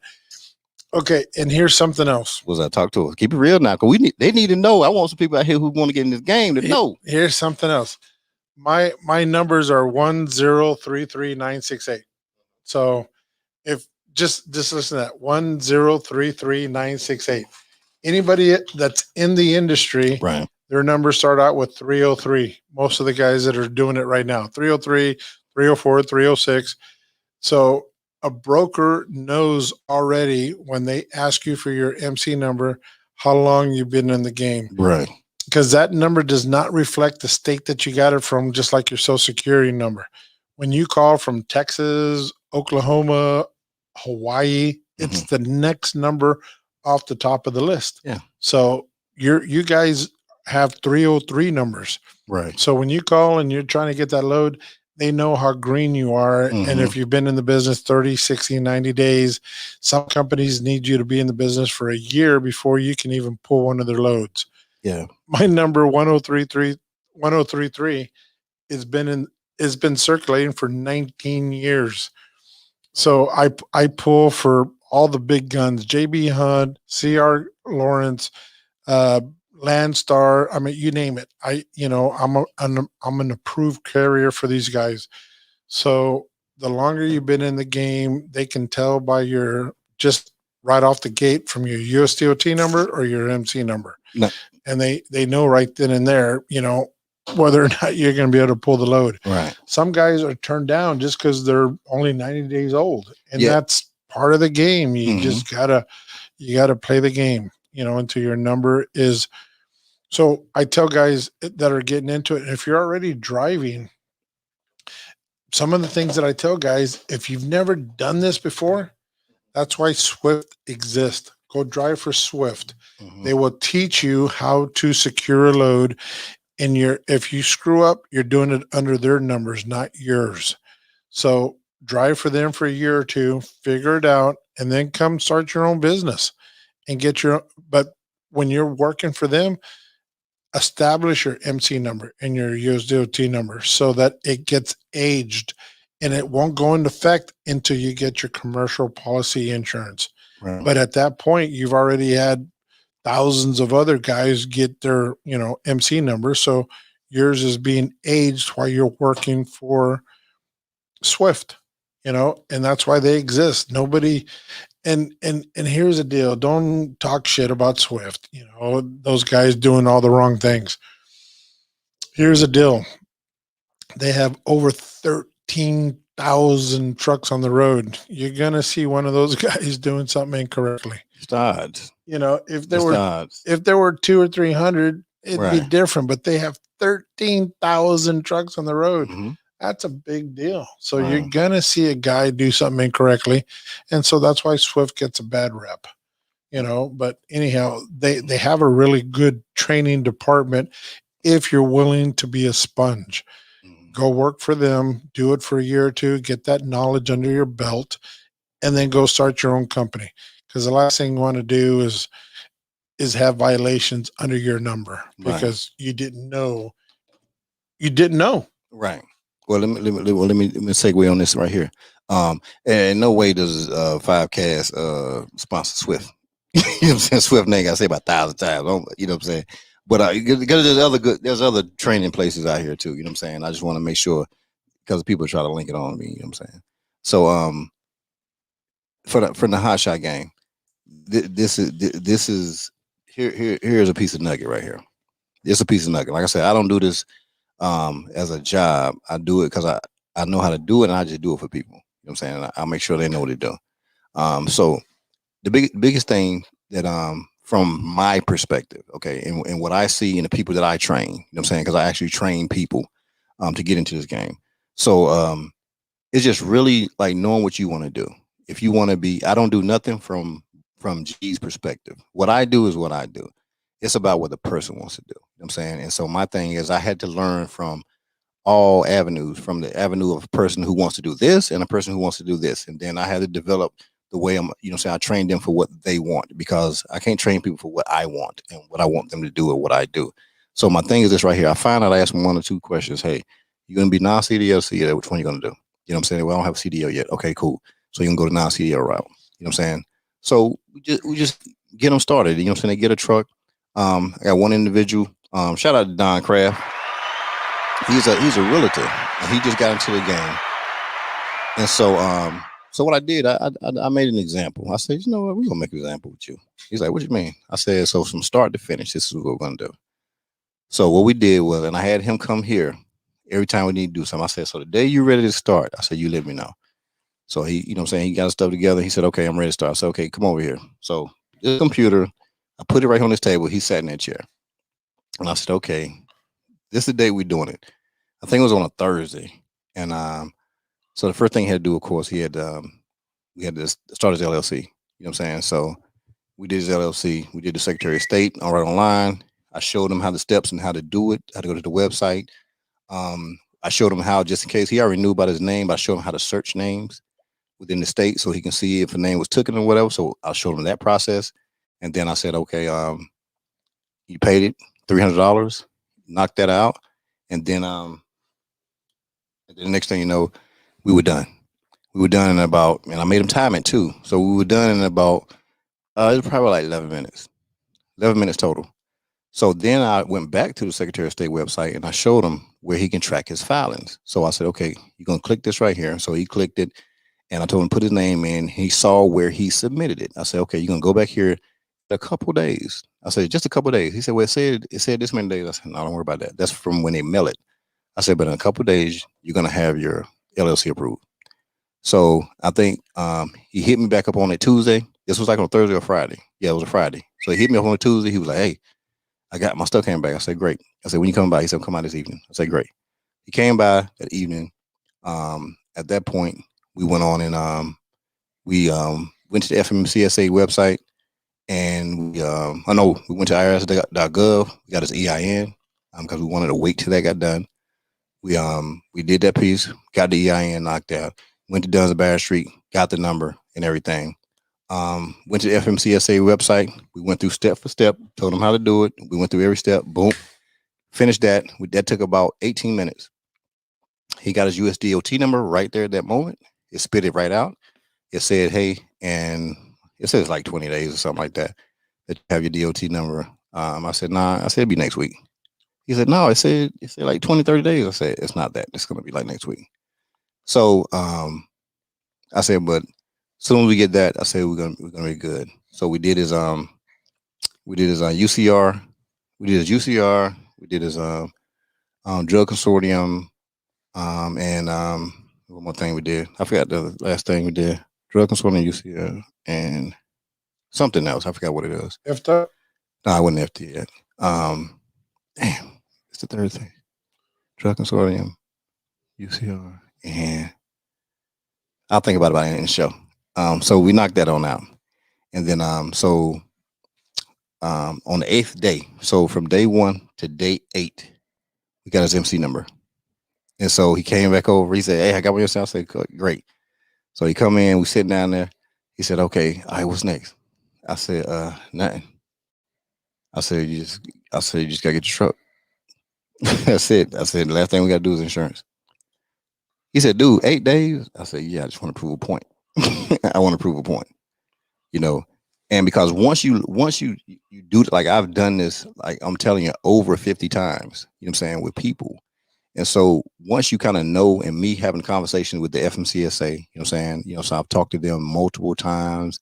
There's a couple representatives I talked to. So like I know the process and just having conversation with them, like how things work when things are busy and stuff like that. So it doesn't take all that time, you know, and because you can pull everything straight off the computer versus waiting for it to come in the mail. So you don't have to wait for anything to come in the mail. You know what I'm saying? So And once you get that MC number, you know what I'm saying, you have 60 days from that date to make the MC number active. And if you don't do it, then all you're doing is the application over again. So, but what people don't understand is before that 60 days is up, you can call in, you can get an extension. You know what I'm saying? They would give you a 60-day extension as well. So, but a lot of people don't know that because they haven't had those conversations. But when you have conversation with people who have done it and they understand the process of this right here, then they don't have to worry about the panic. And so what I do, I tell people after you get your MC number, because it's inactive at the time, and you go to Safer website and you can put it in, and when you put it in, it's gonna show your DOT number. It won't show your MC number at all, but it's gonna say not authorized, and that's because one, you haven't activated yet. And so what happens is when you do get your truck, you get your insurance. What happens is the insurance company, they have to do filings. They have to do 2 filings for you. You know what I'm saying? They do one for the state and they do one for federal. You know what I'm saying? And those filings are what go to the FMCSA, and that's what in turn makes your MC number active at that time. 3 weeks. You know what I'm saying? And then that's it. You know what I'm saying? So really in reality, you know what I'm saying? And I'm just saying, like, as I know, from the 8 day, if he'd had a truck and he just activated his insurance right there, 2 days from that date, that'd have been it. Because one, he'd have got the insurance that day. They would have did the filings 2 days later. So it'd have been 10 days total, and he would have started his company from day 1 all the way to day 10, and been done. You know what I'm saying? So it's just one of those things that once you get people here who experience it, knowing how to do it and doing it the right way and showing you how to do it, you know what I'm saying? And you're not getting on that BS and on that riffraff that people tell you all the time. That's what it's really about. So, and that's how simple it is. And that's why people, they be charging all this crazy money to do things, because one, it is a simple process. It really is. But people just they think it's a bunch of paperwork, and it's not. It's all in the computer. You know what I'm saying? So if you can take, 7 minutes to do your LLC, to get your the BOC3, that's what it was. To do your BOC3, your UCR, and your drug consortium. Those are the 3 things you need to get. Once you do those, then you just wait for your MC number to come. And then from the time you have the MC number, you have 60 days to activate it. So I tell people at that point, know when you're kind of ready to do this. You know what I'm saying? If you're not ready to get a truck until, let's say, September, then just count back 60 days and say, okay, I'm gonna start the process on this day right here, so I'll know that I have 60 days before I need to go get a truck. So this way, to kind of give you time, you don't have to rush anything. So this way, one, you got your truck, because you don't want to get the truck, be paying insurance on it, but yet you ain't moving. That doesn't make sense, because you need the truck to make money to pay the insurance. You know what I'm saying? Because you're already going to pay a down payment. And another secret, if you know somebody has a CDL, and they have a CDL and they had it for a long time, and they have no issues, stuff like that, put them on your policy, you know what I'm saying, as a driver, and use that to initiate your insurance. Because if you do it as a Class C driver, and this will happen with people who want to start their own company from their living room, and they start their authority, and they have a Class C license, but yet you get an 18-wheelers or you doing stuff that's interstate, your down payment for your insurance is going to be up here, because you have a Class C license. You know what I'm saying? But if you have somebody with a Class A license that have their license, they have no issues, your insurance down payment is going to be here, and your policy is going to probably be it could have been $30,000, and it can drop down to like $17,000 per year. You know what I'm saying?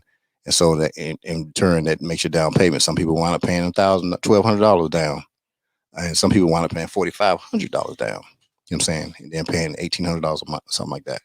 So definitely look into it that way. Those are some easy secrets when getting started that you can do, and just probably a smart way. And then the other piece you got to think about it. If you're starting your business in a state that's connected to water, except for Texas, for whatever reason, but if you start a trucking company and it's connected to the East Coast or California, your insurance premium is going to be up here. And the reason why is because they're counting the factors of hurricanes, you know what I'm saying? And that's what they're counting, the factors of hurricanes. So that's one of the factors they use in giving insurance in those states. So that's why a lot of companies, they're started inland. You know what I'm saying? They're starting like Ohio or, Kansas and stuff like that, or Texas. It's smart to do it in those areas because the premiums are a lot lower. So that's just another thought to do. You know what I'm saying, for people. Well, I'll tell you one thing. My insurance out of Alaska was $12,000 for the year. Out of Texas, I got a quote, and they wanted 24,000 for the year. And so when I renewed my insurance policy 2 months ago, based out of Alaska, I told my insurance agent, which is Progressive, what would it cost me if I paid the premium up front right now, today, Right. during my renewal? She started crunching numbers, and Mhm. she said, okay, if you pay it today, it's going to cost you $9,000. Right. So I saved $3,000. So I paid my premium hmm for the year, $9,000. Yeah. That's see, like $800 a month. right. So that's what I'm saying, and that's the proof of how things work. You know what I'm saying? You know, but this is a thing that people don't know, they don't understand, and they'll listen to people. People tell, "Oh no, start in this state. No, you want to start in this state." And you tell people like, "No, you don't want to do it in that state." I'm trying to tell you because they're gonna wear you out. Florida, from what I understand, Ooh. is like 2 times Woo. what it costs in Texas. I mean, these guys are paying, and this is no lie. I'm here, Joker, paying close to $40,000 $40,000 a year. Yeah. $40,000 a year. Yeah. And the closer they get to Miami, the higher it is if their company started out of there. Yeah, $3,000 or $4,000 a month. You know what I'm saying? It's nuts. That's crazy. Like listen, then the lows, you can't stay home in Florida, that's for sure. Because there ain't nothing coming out of Florida like that. You know what I'm saying? Work your ass off. You got to fly home. You leave your truck somewhere else and fly home because one, you're not going to make any money coming out of Florida like that. But those are the things people have to understand. In the hot-shot business, you have to understand where the manufacturers are. You have to understand where the shipments. So you're looking somewhere like DAT. You look at DAT, right? That's one of the load boards. And this is what I say DAT is good at. When you open up the load board, you know what I'm saying? You open up on your computer, you look on the right side. What it's going to show is it's going to show the shipments that are being reported that are coming out of the states, each one of the states. It's going to show it. It's going to show the inbound freight, inbound shipments, and outbound shipments for that day. You know what I'm saying? And the projections and what's coming out actually. And as you look at the states, you can see which states has the higher volumes of coming in and coming out. So that would kind of let you know, like, yo, this is where I kind of need to place my trucks or position my trucks because this is where the loads are coming from, unless you're going to get directly with somebody. Now, part of the game with the load board is this right here. There's 1,000 load boards out there, right? But I promise you, you probably get to a point if you're not going all over the U.S., you know what I'm saying? Shout out to Northern Cross because he's all over the damn world. You know what I'm saying? And that's good. But for if you're doing a region or you're trying to work something like that, it behooves you to have those conversations. I mean, get out the truck, go in and talk to the people, find out who the shipping manager is. Always find out who the shipping manager is. You know what I'm saying? And so you can have those conversations, right? Then next thing you know, you have direct routes, direct shipping because they don't want to pay the broker this much money when they know they can pay you this much money right here. You know what I'm saying? If you can cut out the broker and you go direct, you're gonna get the $3, the $4, the $5 mile loads because they're not having to put it on the load board. Because they have to pay. So you got to think all the loads, and this is the other trick to it. All the loads are not on the load board because they have to pay to put loads on the load board. You know what I'm saying? So brokers don't want to pay that money to put a load. So what happens is once you pull for a broker, what happens is this right here. You'll get an email. You know what I'm saying? Or they even tell you. They were like, hey, here's our load board. And then you'll get so good at it to the point where you don't even have to get their load board. They would just send you the load for the day or for the week. So you'll be able to see it. You know what I'm saying? Because they cannot put all the loads on the load boards. So that's why you gotta remember the load boards are a service. That's a business. They're just a business who has a portal who said, hey, brokers, y'all send some stuff over here and we'll place it here and we'll put it up here and put this information on it. You know what I'm saying? It's a company, it's a business. Go straight to the daggone shippers. The load board, just so you guys understand, that's the crumbs. Repeat it. Crumbs. It's the crumbs. When you go direct to a shipper, you're getting your $3, $4, $5 mile loads. When it's on the load board, you're getting your $2 plus loads. That's it. Because they got to pay the broker and his fees and everything else. Broker agent. But here's the deal. If you're a guy that has a family and you want to come home nightly, weekly, then you're wanting to deal with direct customers from your area to allow you to come home. There's no shame in that game. I'm not a milkman. I'm not that guy. I'm not the beer guy that's gonna go hit 20 bars and deliver beer. I'm the guy that goes 3,000, 4,000 miles per load. So I like those because I like my audiobooks. I'm mentoring, I'm helping, I'm on the phone all the time. So those are the loads that I'm looking for, but not everybody does what I do. So if you want to come home weekly, nightly, then you in your town, you want to go and talk to manufacturer plants that manufacture something in your town, and that's how you find a direct shipper so that you can come back to that guy. A lot of places that I deliver to love my setup, love me, love what I do, and they're like, "Give me a card, I'll call you next time we have a load," and that's all great and that's cool. But the next time they call me, I'm 5 states away. I'm not in their region to become a local delivery guy. So yeah, those guys that want to come home that have families, there you go. I don't have a family. I'm on the road. I live on the road. So I like the long hauls because of my audiobooks and helping other guys. I'm not the milk guy, the beer guy delivering, but to each his own.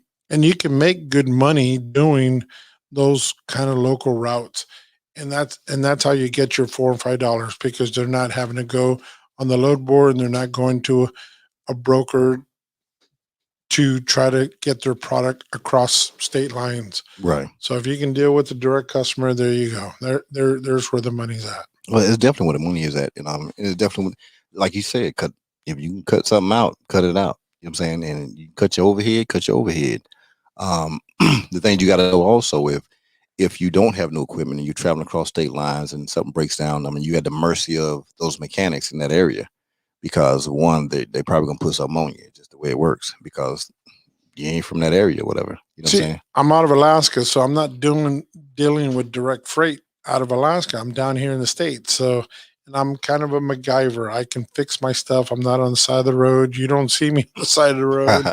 I'm helping the guys that on are the on the side of the road. I road. know. Shout out to them helping everybody on the side of the damn road. Well, You know. whether it's a Hotshot, RV, Yeah. I'm the guy Yeah. helping. Yeah, you know what I'm saying? And you got to think too, where like Renee has by being out of Alaska, he has everything in the damn truck that he need. Yeah, them winches, train horns, pigeons, just whatever, his whistles and shit. It ain't nothing he got in that damn truck. You know what I'm saying? So if you need something, you see that damn big NCT ride by, stop him because he has something in the damn truck that can help you. I guarantee you, he got something in that damn truck that can help you. But guys, look at this right here, man. I'm telling you, it's this industry is a great industry. I promise you. And it's no matter what it is, you know what I'm saying? And as far as, and I can tell you, I'm straight up, like I'm getting out of the hotshot business totally, you know what I'm saying? Because one, I'm going heavier and harder into the dump truck game. And because one, there's a bigger platform there to be done. And I'm talking about nationally. I'm not talking about just, state and doing local contracts and stuff like that. I'm talking about just throughout the US. And so, and I don't hold secrets about stuff like that because people can see that I'm getting out of something. But I know if I have the knowledge to help people get into some things, I'm gonna do it. I don't want people to have to go through something hard Hey, because that's not fair. because I went through it hard, because I went through the crap. You know what I'm saying? That's not fair. You get to divulge a secret of yours. It was that now, shout out to damn secrets and shit like that. You know what I'm saying? But it's like it's one of those things, you know me, man. I'm only gonna do something for so long. You know what I'm saying? You can feel like, and it's not that I mastered something, but I understand it a little bit, right? And so my thing is I love to continue to grow. I have a secret. I know you do, and you can't say nothing. But but but it's one of those things where I love to continue to grow. You know what I'm saying? And so in the things I've learned, you know what I'm saying, even while I was learning them, I was willing to share them, and I want to continue to share them. You know what I'm saying? So I'm one of those people, if you got a question, this is real talk, DM me. I know it might sound crazy. People like, man, why does dude be helping people? Why is he giving this information out? Like, it don't matter. You know what I'm saying? Because one, I want people to do better. And I want people to not go through what I went through. You know what I'm saying? And it's not easy. Don't get me wrong. The hot shot game ain't easy. The trucking game is not easy. But if you have a mind and you want to do it, man, you can be so successful in it. And it can be so rewarding. But the key thing is that if you just want to be a trucker forever, then okay, you know what I'm saying, do that. I'm probably not for you. You know what I'm saying? That's the thing. I don't know how to treat people how to be truckers forever. I love business. I love to teach people how to own businesses. I love teaching people and watching them take their business and growing well beyond me. That's for sure. You know what I'm saying? That's what I love doing. When you say this isn't easy, it's not. Uh-huh. I had a high school friend of mine, and since we can't divulge names. Yeah, we don't do names. Damn, shout out no names. I had a high school friend that I mentored for 2 years. 2 years he was wanting to get in this. 2 years of your time. 2 years of my time to get into this industry. Yeah. Then he finally got the trailer and he had the truck, but he finally got it all set up. He'd call me daily, hourly, every load. Am I doing this right? He was nervous. And it's like, watch the videos. And he's like, well, they're making sense now because I'm actually doing it. Right. And it's like, all right, good, cool. Quit calling me, but because I'm helping other guys. Right.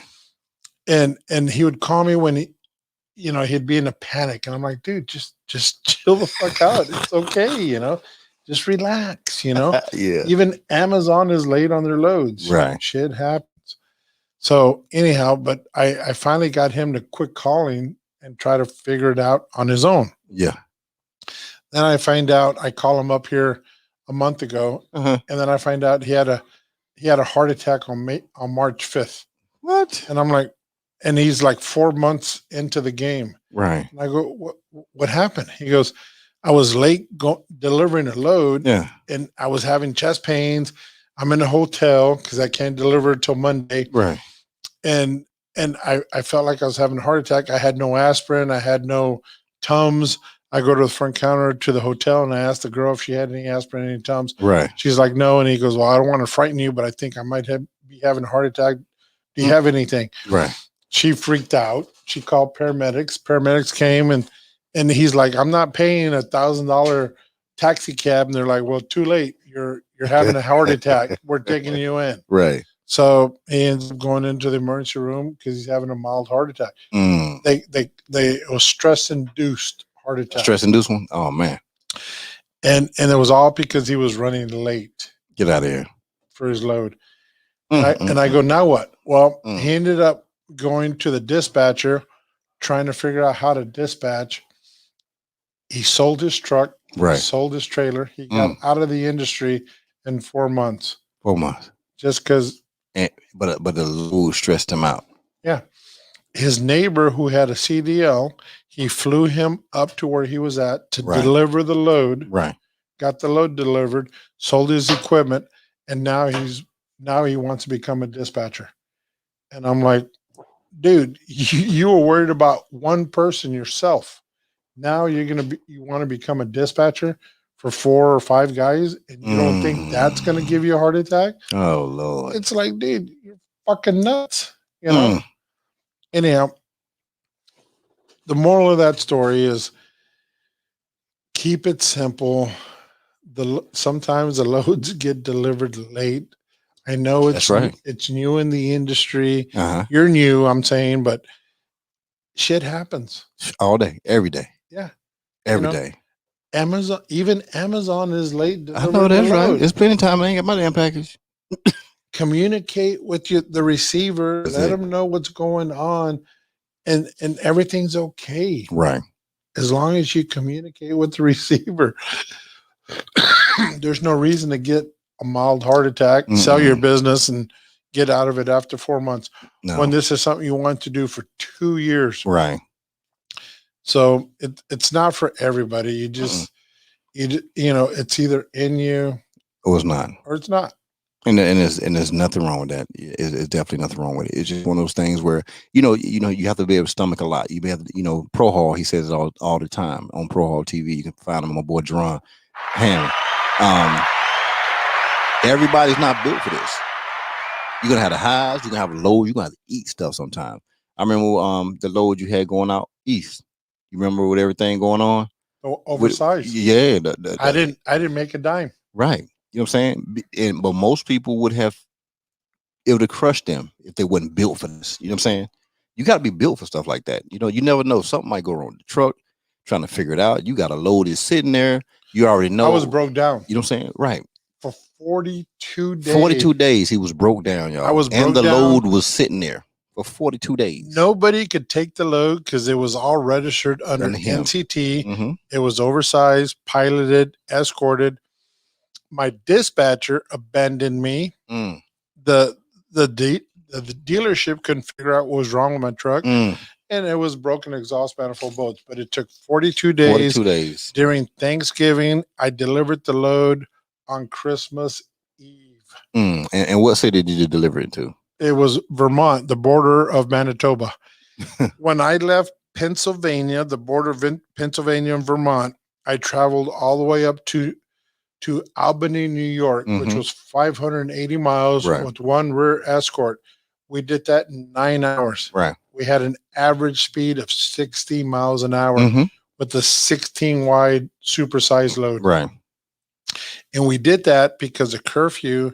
And if I hadn't have made that destination, we wouldn't have made it to Vermont. Right. Because we needed police escorts to the whole state of Vermont to deliver the load. We finally got it done. I had a friend, Carlos. Yeah. Who came from California to West Virginia, 2,700 miles he deadheaded to help me. Right. And it wasn't until he came to help me that we figured realized out he couldn't do it because it was registered to you. Yeah. He wasn't apportioned for all the states. Right. And his dimensions weren't, and the main reason is that damn trailer. The permitted company thought it was NCT2, meaning another fleet truck, being that it was a whole different entity. They would have had to resurvey the roads, which take 10 days, another $1,100, and all these. There's so much logistics involved in doing an oversized. Right. Anyhow, they had to wait till my truck was done. I delivered the load, and anyhow, that load paid. What was it, like 14,000? It was ridiculous amount of money. 14,000. It was ridiculous. Right. It was like 14K. You'd have got off that load. Yeah. What did I make? What did I end up making on it? Zero. Goose egg. Pretty much. Right. You know, but you got. I delivered the load. You delivered the load. You know what I'm saying? And it didn't take his company out. You know what I'm saying? But the point I'm making is you have to be built for things to happen like that. You can't sit here and just fall into a corner and cry because something didn't happen. A load didn't make it there. A load got damaged a little bit, and somebody trying to trip on you, talking about they're gonna put some. Like, man, whatever, dude, do it. That's why I pay insurance. That's why I pay insurance, boy. 42 days at a hotel. Yeah, 42 days in a hotel. West Virginia. So I'm paying for hotels. I got a rental car, trucks at the dealer. They couldn't figure it out. They had tech support. They had their engineering department. They had everybody trying to figure out what the noise Goliath was making. Right. And it turned out to be two broken exhaust manifold bolts. Shout out to they ass that know what the hell they were doing. They have rookies in there. But they figured it out, you know. What it turns out to be is the exhaust manifold bolts on a Duramax. It was never designed to haul 46,000 pound loads, 27,000. So I exceeded. I pretty much caused my own problem. I, overexerted the engine to do what it was supposed to design to do. So nobody never knew that. Yeah, there's guys out there with 1 million miles and never had this problem, but nobody hauled as heavy as I did in a 3,500. Yeah. So the moral story is y'all don't exceed your equipment. It was self-induced. Don't exceed the capabilities of your equipment. You know what I'm saying? It was self-induced. Now Goliath is a beast though, but sometimes we got to pull it back a little bit. Yeah. But the main point that would probably help you guys is this right here.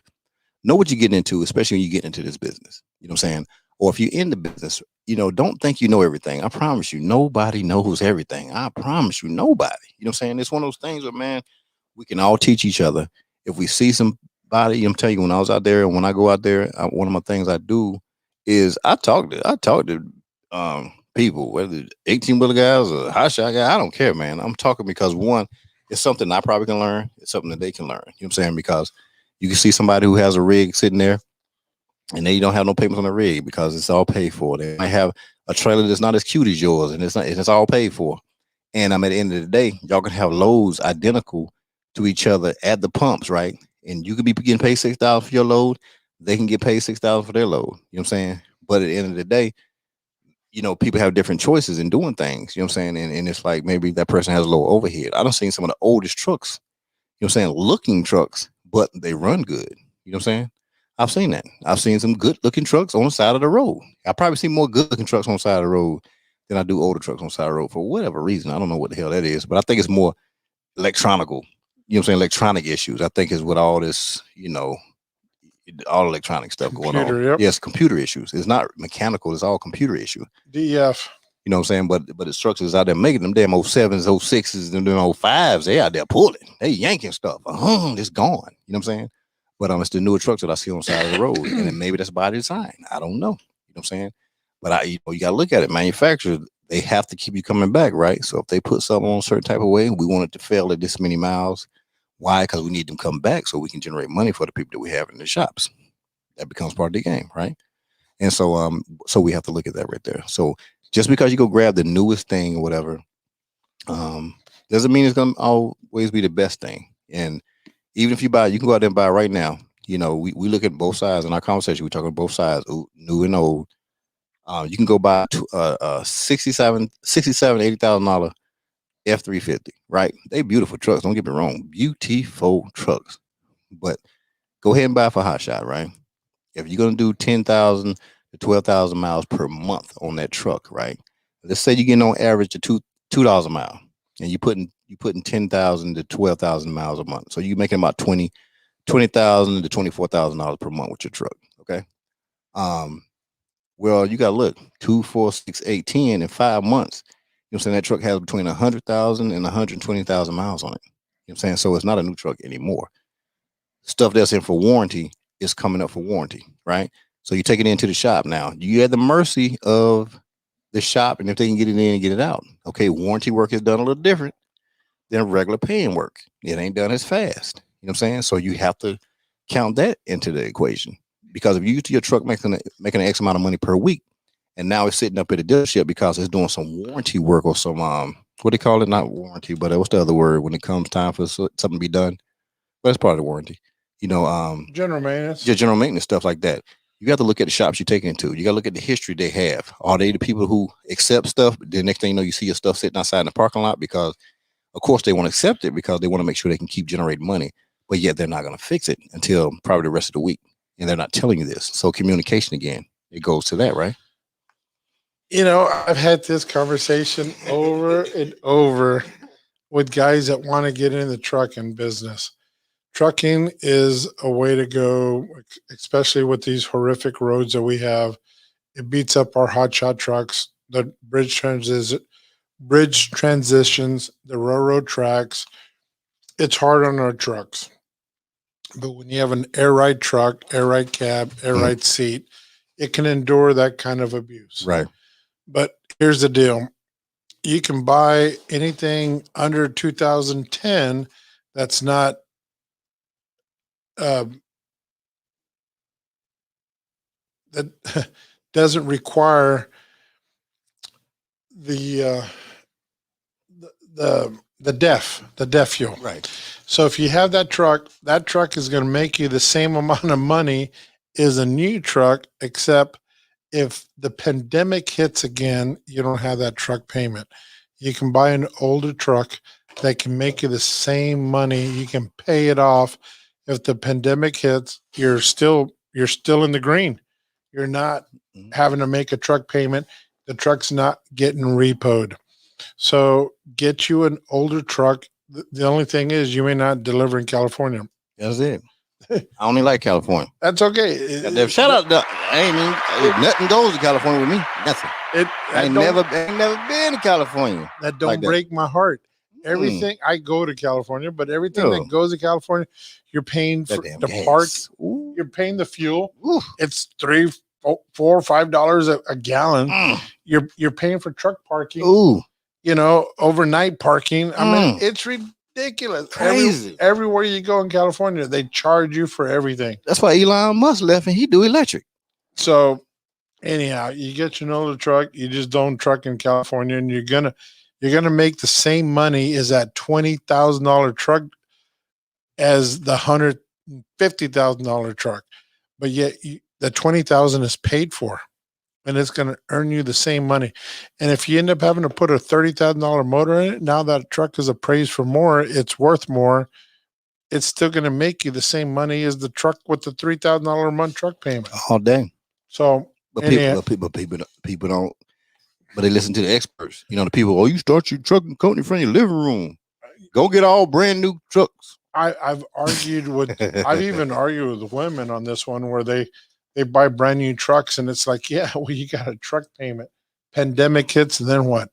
Get you an older truck, avoid California, and you're still making the same kind of money. Same money. And probably more. And more. Because you make it more because you done bought the truck. You buy a truck, right? You buy a truck 10. Okay, reality. Buy a truck 7, 10, $16,000. I'm keeping it real with you. Yeah. You know what I'm saying? That's the realistic. That's realistic, right? But what do you have to put down on a new truck? 20, 30,000? Yeah. So you don't bought a truck with your damn down payment because you want to show that you can flex. Oh, I'm gonna get the payment down. Well, you're dumb because one, you're gonna drive 10 to 12,000 miles per month on it. You're gonna jump into all those things that need to be changed, and you know what I'm saying? You're gonna jump into all those things any damn way, right? But with the older truck now, you're gonna pull up. And I'm telling you, you're gonna pull up to the truck stop at the fuel station, and you're gonna see this brand new 2021 F450. I'm gonna put the 450 on the books. 450. It's pretty, and it is pretty. You know what I'm saying? But I'm not into that car. I wear Chuck Taylors and damn socks that look like Sesame Street. So, so I'm not really impressed with the prettiness of it, right? I'm looking at the fact that okay, I'm gonna ask the question, man, that's nice. I fuck with the head. That's what I really do. Damn, that's bad, man. They're like, oh yeah, they like, oh yeah, man, this my stuff right here. I said, man, shit, how much that cost? Oh man, it was 89,000. They bragging because I had this right here. I had the extra this put on it and this right here. I like, damn, 89,000. I'm like, damn. I said, what's the payments on that thing? Oh man, shit, I pay like $1,400 a month, right? I said, ooh, $1,400 a month. Ooh, look at that trailer you got there, man. Oh yeah, that's brand new. I got that from PJ trailer. You know what I'm saying? 17.8. What? But I got it for 17. I beat him on that. Oh, you pay payments for that too? Yeah, I got payments for that too. I said, oh man, that's great. Oh my goodness. Well, what you got on the back right there? You know, oh man, I'm doing that. I'm moving that for $2,000. Where you going? And now I guarantee you, they're going way further than I'm going. Anything I got going somewhere, right? 2,000 for real? I'm they're like, going 3,000 miles. They like, man, what you doing with that? Oh, you got some light stuff on the back. Oh, you should do some local stuff. Oh yeah, local. You know what I'm saying? Local. Oh, that's paying about $4,500. Huh? Now they still weight it down now. Weight it down. I'm talking about his airbags hollering. His airbags keep pumping up. He's sitting on here 4,000 pounds on the back of the trailer, right? And I'm like, yeah. Like, yeah, ain't no payment on that right there. No, ain't no payment on that right there. That's all money right there. But he got but I was like, but bro, you got a beautiful truck though. Your truck is, man. When you riding down the highway, I say, and it's nighttime too, because they could only see me at nighttime anyway, because I'm only gonna drive at night. Like, they look good at nighttime. Just want to let you know that lights look good. But when you pull up in the truck stop, bro, you are the best looking thing in the damn truck stop with all them damn pavements you pulling up here on. Shout out to that. So listen to the lesson. You just heard what NCT said. He told you what his advice is. You know what I'm saying? I'm telling you what the reality is. You know what I'm saying? I mean, he's a rich guy. You know what I'm saying? So but he being honest with it. You know what I'm saying? I'm keeping it raw. I'm like, listen, I'm wearing Chuck Taylors and camouflage hats and t-shirts and stuff like that. So, you know, I got to get into stuff with no overhead in it. You know what I'm saying? But real talk, I promise you, if you get into this game, I'm telling you, don't go buy no brand new damn truck for hotshotting. I promise you, don't. Once again, we talk from two different sides of the computer, okay? I'm telling you, don't go out here and buy no brand new damn truck. You know what I'm saying? I'm telling you, don't spend more than $15,000 for a truck to get in the hot shot business. The reason why is because this right here. If you go out here, I told you, non-CDL, little bro. You know what I'm saying? S&A Transport. His first week, 7 days, he's almost at $10,000. He could have been at 10, but he went back to Chicago and he just kind of chilled out for a day or two. You know what I'm saying? So out of that 7, he made almost $10,000 and with a level 1 inspection in Tennessee. Now, and since then, he's just rocking. He's rocking. His driver's out there. Now he has a driver. His driver's out there rocking. Non-CDL, killing the game, right? Following the principle. The principle is this. SAP, he joke about me all the time. He called it the G5 School of Logistics. That's what he calls it. You know, his joke. You know what I'm saying? He ain't doing. I'm gonna call him tonight too. He up with the daughter. The daughter just had a graduation today up in Chicago. Shout out to my niece up there. But he ain't putting no weight on the back of the damn trailer. It ain't gonna happen. Why? Because he learned. He's like, damn. You know, and he, everybody listen to me first. They ain't got no dispatcher, right? Then, oh man, you don't want to tell me now. I went and got a dispatcher. They doing good. I'll laugh. I said, okay, that's cool. And I get rid of dispatch. I'm dispatching myself. I'm killing it. Damn right. You're killing it. Because you're number 1. You know what I'm saying? Sap, Lee, Quan. Nobody's going to work harder Renee, than yourself. Nobody's going to do it. It's not going to happen. Nobody's going to ensure that you number 1. I mean, I might do it. You know what I'm saying? They have no skin in the game. God. Now, when we're talking about older trucks and big trucks and so forth, those are the trucks that can get worked on at every major truck stop. If you have a new truck, then you got to go to the dealer and you got to wait days for an appointment. Get you an older truck, and every truck stop, Petro, TA, Pilot,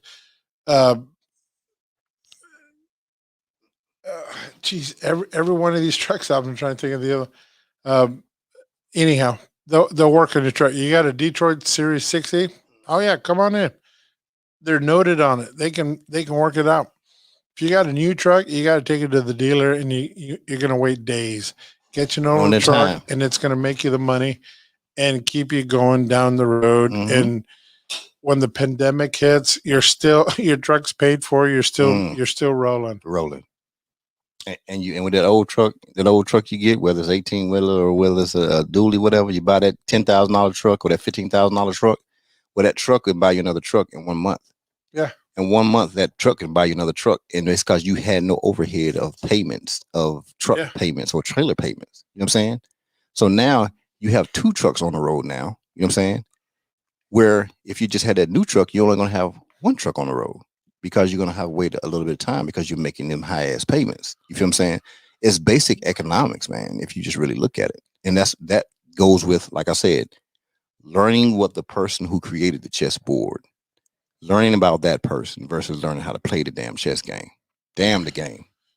I got a 2019 truck, 2019 trailer. Both my truck and trailer are paid for. The only bills that I have are cell phone and fuel. There's money to be made if you do it right. You stay on top of your finances. I mean, all my fuel cards that I have, and I post. Everybody knows. I post my fuel, my savings. I've saved over $6,000 in a year. TCS fuel card, it's amazing. I have several, but anyhow, your biggest expenses are going to be fuel, insurance, and truck payment. So when you get into the game, you need to start looking into a fuel card because you're going to be buying fuel everywhere you go. That's it. That's it. Another point, like I said, we talk on both sides of it. Get you It doesn't matter whether you like something or not. One of those things where get your Pilot Flying J card, right? You get that. They do. I know you might think it sounds crazy. They have Net 7 and Net 14. And the reason why you want the Net 7 is this right here. Is because, one, you never have to dig money out of your pocket. You let your truck make the money for you, right? So they pull out on Thursdays. That's when they do it. They send you the thing out on Thursday, and they take the money out on Wednesday, then they take it out on Thursday. That's how they do it, right? And it's every 7 days. And the good thing about it is because they report directly to Duns and Bradstreet. And because everything with Duns and Bradstreet, we know it's about experiences. Okay. That means that not just from the company itself, but how many experiences they report. Now, the thing about it is you have with Pilot Flying J, you'll have you really have an account person there. And what'll happen is you have a dialogue with them and you tell them because they can report, you know what I'm saying, in the new account status, they can report as often as they need to report. Okay. And so what you do is when you set your account up with them, you tell them like, hey, I need y'all to report every week, you know what I'm saying, for the first 2 months. And they will do it for you so that you can have those experiences that'll hit your Duns and Bradstreet so it can make your business credit go up. And I know people got to do the simple thing with the quill and all this stuff like that. Yeah, got it. But things that you're gonna do most often is fuel. You know what I'm saying? And you want to do that. Now, the other advantage with doing Flying J, they do have other affiliates with them, is that this right here. You have your driver in North Carolina, you might have a driver up in Chicago, you might have a driver in Ohio, Florida, whatever. You make them stop at Flying J's and Pilots. And the reason why is because you can go get in your car and drive to the Pilot Flying J as an owner. You know what I'm saying? And you can pull up along with, you can look on the computer too, but I'm just trying to tell you the other way to do it. You can go to a Pilot Flying J and you can swipe your card that you have because they're gonna have other cars based off the number of the main card you have. And you can get a receipt for each one of your drivers. You know what I'm saying? If you need that for your tax accountant or whatever you got to do. And as long as you make them go to the Pilot or Flying J's, you're not going to have any issue with fuel. You know what I'm saying? And so, or as far as trying to make sure they get the receipts or not. You know what I'm saying? Yeah, you can do it in your EOD, and they can put it in there perfect, and that's good. But at the same time, for you to be able to get it through that process is just a very smart way. Because I'm always thinking of the way, what's the most economical and quickest way I can do something without having to call somebody and ask them, hey, where's the receipt for this right here? Or did you get a receipt? You can just get the receipt your damn self. Goddamn, shout out. This is some education y'all getting right now. We're giving y'all the game now. Renee, why are you giving them the game like this, man? You ain't supposed to do this type of shit, man. You're supposed to let them go through this heartache. It's all free. Come on, man. You can't be getting out there free 99, man. People don't listen to free stuff. Free stuff ain't good. Free 99. You know that, right? Free 99 ain't good. You know what I'm saying? It's not good. I've been doing it for a couple of years, and because of that, I've been selling some apparel, which is kind of nice, and something cool is gonna happen. I can't talk about it, but you guys will. Anyway, I'm gonna take them out of the conversation. There ain't nothing cool happening. You know what I'm saying? Just remember that pretty face. That's all you gotta do. I can say that picture right there. I can say he can't say shit, but I can say remember that pretty face. Remember the name is Hollywood. But you remember who called him Hollywood first? Who called you Hollywood first? Me, all day long, because I already knew this shit. But yeah, you knew. Yeah, always. But it's bigger things. I have vision, man. I have visions, man. I be having visions, man. I'm telling you, my vision game be strong. It's very strong. My vision game is strong. But tell you what, yeah. But back to the truck and stuff. Cause we ain't gonna go there. When you look at this, it's a great industry. You know what I'm saying? Whether it's 18 wheels, whether it's Hotshot, it's very lucrative. There's money. It's very, very lucrative. But you have to want to do it, and you have to be willing to not give your company away. You know what I'm saying? If you give your company away to a service that's not going to make you number one, then I think that's a fair question to ask. If you do give your company to a service to find loads from you, I think they owe you that answer. Like, hey, okay, now you're going to be doing this for me. Am I going to be the first company you calling for every morning? Ask them that question just so you can see what they say. Know how much it costs to run per mile. Yeah. Know your business. Know your movement. Know every truck is not, the fuel is not the same. The fuel, the miles per gallon is not the same in every truck. You know what I'm saying? The weather conditions is not the same wherever any one of your trucks at. You might have a truck in Florida. The region you're at, yeah. You might be driving the region, your fuel economy, your insurance, your wear and tear, your maintenance, all that is an equation. Once you know that equation, you know how much you can run per mile. Right. You know what the minimum is you can deliver a load. Right. And stick to that. Don't buckle. Yeah. Don't buckle. No. Don't buckle. They try to tell you, "Oh, we're gonna give you this for 98 cent, $1.12." You tell them, "Hey, I'll holler at y'all later." You know what I'm saying? Go fly You kite. know what I'm saying? Go get it somebody else. A sucker will be calling next after me. You know what I'm saying? You know. I deadheaded from Alaska to Austin. Mm. 4,800 miles Yeah. with no load. No load. Sometimes you gotta get back to see 5Ks. You know what I'm saying? You gotta get back here. So when somebody said the deadhead, I don't want to hear 300 miles, 400 miles, 1,000 miles. Ain't nothing wrong with a deadhead on the books. You know what I'm saying? Yeah. Deadhead's good. You know how nice that is when you're just driving, cruising down the road, no responsibility. Let's take some phone calls, man. What you think? Sounds good. Okay, let's see who's scared to call. Make sure it's hooked up. Let's see.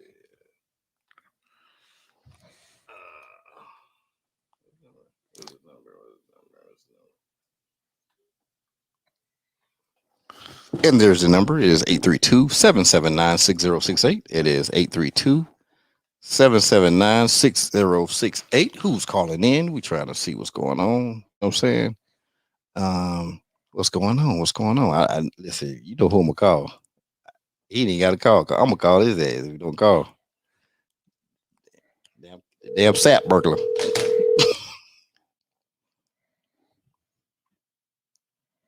So G? Man, fuck that shit, man. That's the sap word right there. What's going on? We got my man Sap Dog. Sap Transportation all day doing it big. Sap Logistics. Military man. You know what I'm saying? Hey, what's going on, G? What's up, Renee? What's up with you? Hey, hold on. This is what I'm gonna do. Hold on. Let me decline this. Hold on. Somebody else just called in too, and I think I learned this the other night. This is beneficial to do it this way.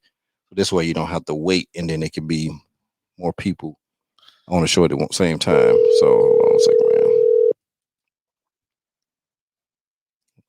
I think this is a smart way to do it. You take 2 calls at once. Good. All right, I got Sap and I got Tony on the phone. Shout out to damn Tony and damn Sap on the damn phone. Listen, listen, my technology game got strong now. I don't have two callers on the damn phone. But let me go with Sap first. Let me go to Sap first. Hey, Big Sap, dog, what's going on? But you out in North Carolina, you can't be out in my home state too long now. I told you can't be out there too long now. Hey, hey, I left North Carolina, I'm going to Alabama, and I'm going to Alabama, and I'm going to Miami. Ooh. Hell no. I done told you stay your ass out of Florida. My first trip. I told you cannot go to Florida. Trip. I told you can't go to Florida, Sap. Sap, you can't go to Florida. You damn sure can't go to Miami. In fact, you know what? You're going to Miami. No. This is cool. You're going to Miami. Yeah. So my girl Danny, they have a beautiful restaurant down in Miami. I'm gonna make sure that I'm gonna hit her up, and she's on here too. She's in Mexico right now because they're on a little 2-week vacation. So they be heading back. So I'm gonna make sure I'll link y'all two up because I want you to go to her restaurant, man. Beautiful restaurant out of Miami. South Beach, doing it big time. I know you got a nice collared shirt, don't you? Oh yeah, you know. Okay, then you got. I learned for the best. Come on now, you got that G5 school logistics out here. So what's going on, Sap? So everybody, I want to let y'all know, Sap Dog is I met Sap. How long? When we meet, Sap? It's about I'm gonna say about June, July, maybe. Okay, June, July. Last year. June, July, we met in the parking lot, right? And from that point, man, we have been, rock solid. Solid from that point. Yeah, right man. And Renee, we all met. Yep. What's up, Renee? Hey, brother. Every time I talk to you, I start out the conversation saying, I love you. Yeah. You're a good man. Thank you for serving our country, just like Brian. But I love every one of you guys. Solid friendship. I appreciate it, brother. Appreciate it. So Sap, I just want to ask you this right here. So pretty much you've been out here in the Hotshot game. You've been tearing their ass up, bro. Yeah. And I want to take my hats off to you, brother. You know what I'm saying? You got out here. I mean, and I can't wait. I don't even want to tell your story, but because I can't wait till you get back here so you can tell the story. And we just talked about that the other day when you called me. When y'all hear Sap's story, of how he just started last summer. You know what I'm saying? Not even a year yet. You know what I'm saying? And to hear his story is nothing less than amazing.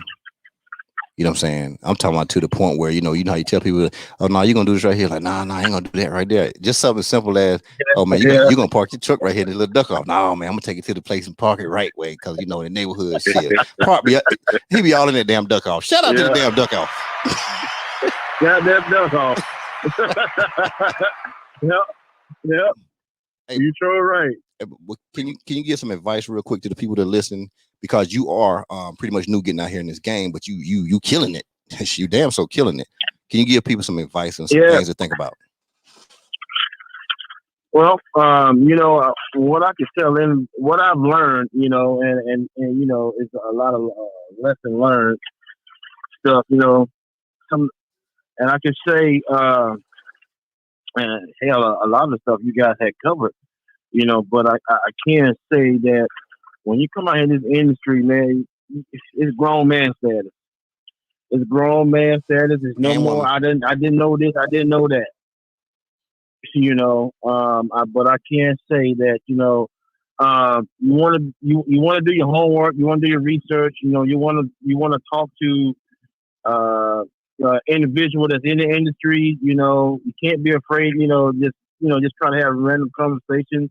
And just try to get you a good circle that's going to teach you right, not BS you and stuff like that. And you guys, I was listening to you guys earlier, and you talking about selling information, stuff like that, and I witnessed that, like, personally, with an individual.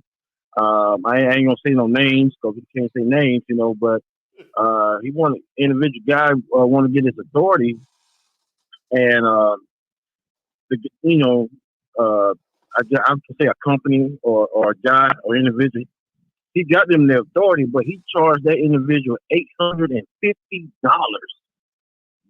just to get his authority, and it pissed me off, when I found out about it. I understand people in the business is trying to make money, but I had to learn real quick. In this industry, you have to be careful because people will try to sell you the information for profit, and once again, I understand about the profit part, but sometimes, you got those individuals that are like bloodsuckers that will try to take you for as much as they can, especially when you're trying to start up, And then you got touched on about dispatching. And I had G told me about the dispatching. Like, oh no, man, dispatching them. All right. I honestly learned about dispatching with G5 one day when we was going to a AC plant. And I think from my house to that plant, it was probably maybe like an hour, 15 minutes. And honestly, I understood about how dispatching worked within an hour. Him explain it to me. But he said, see, he said, can you believe someone paid for that stuff? I'll never forget it. Man, I can't believe it. But what did I do? I went and got their dispatch service right after that. I really did, but it was a lesson learned because it was just two entities. One, for some people, you may need a dispatch service because dispatch service can be a plus for you because as a new individual starting out, you get an opportunity to start learning shippers, talking to them, communicating with them.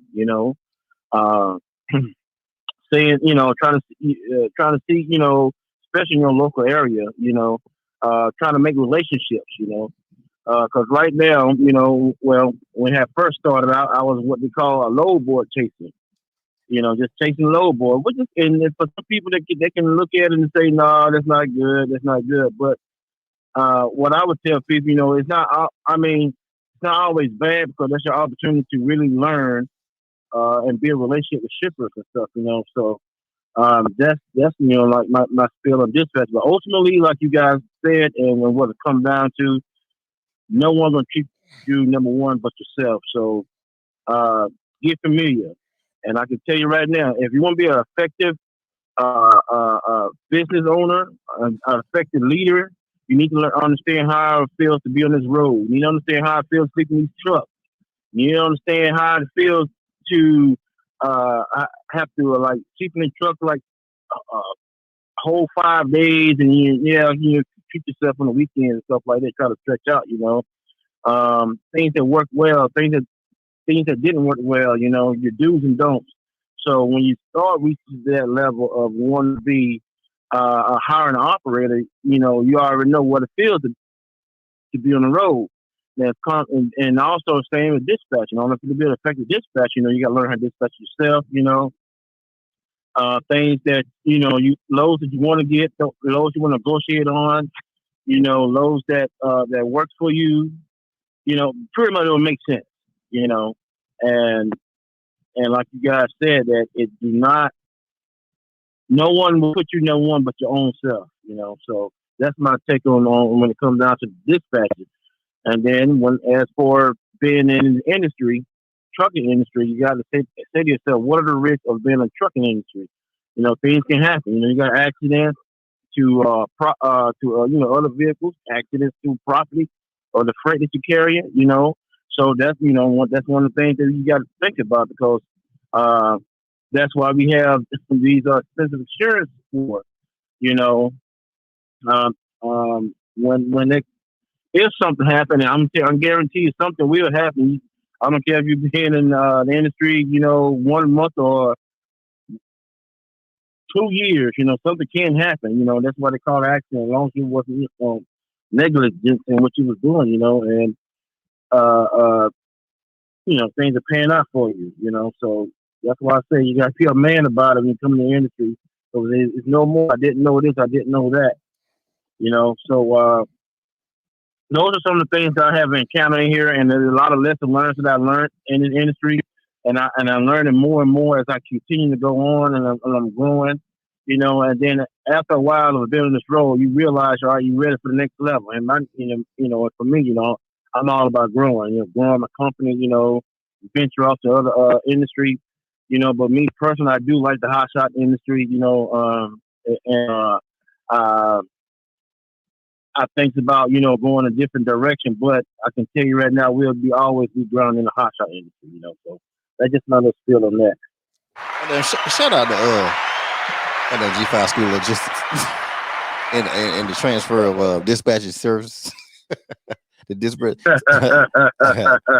Hey, so Tony M, what you got over there, brother? Oh man, just sitting here listening to the show.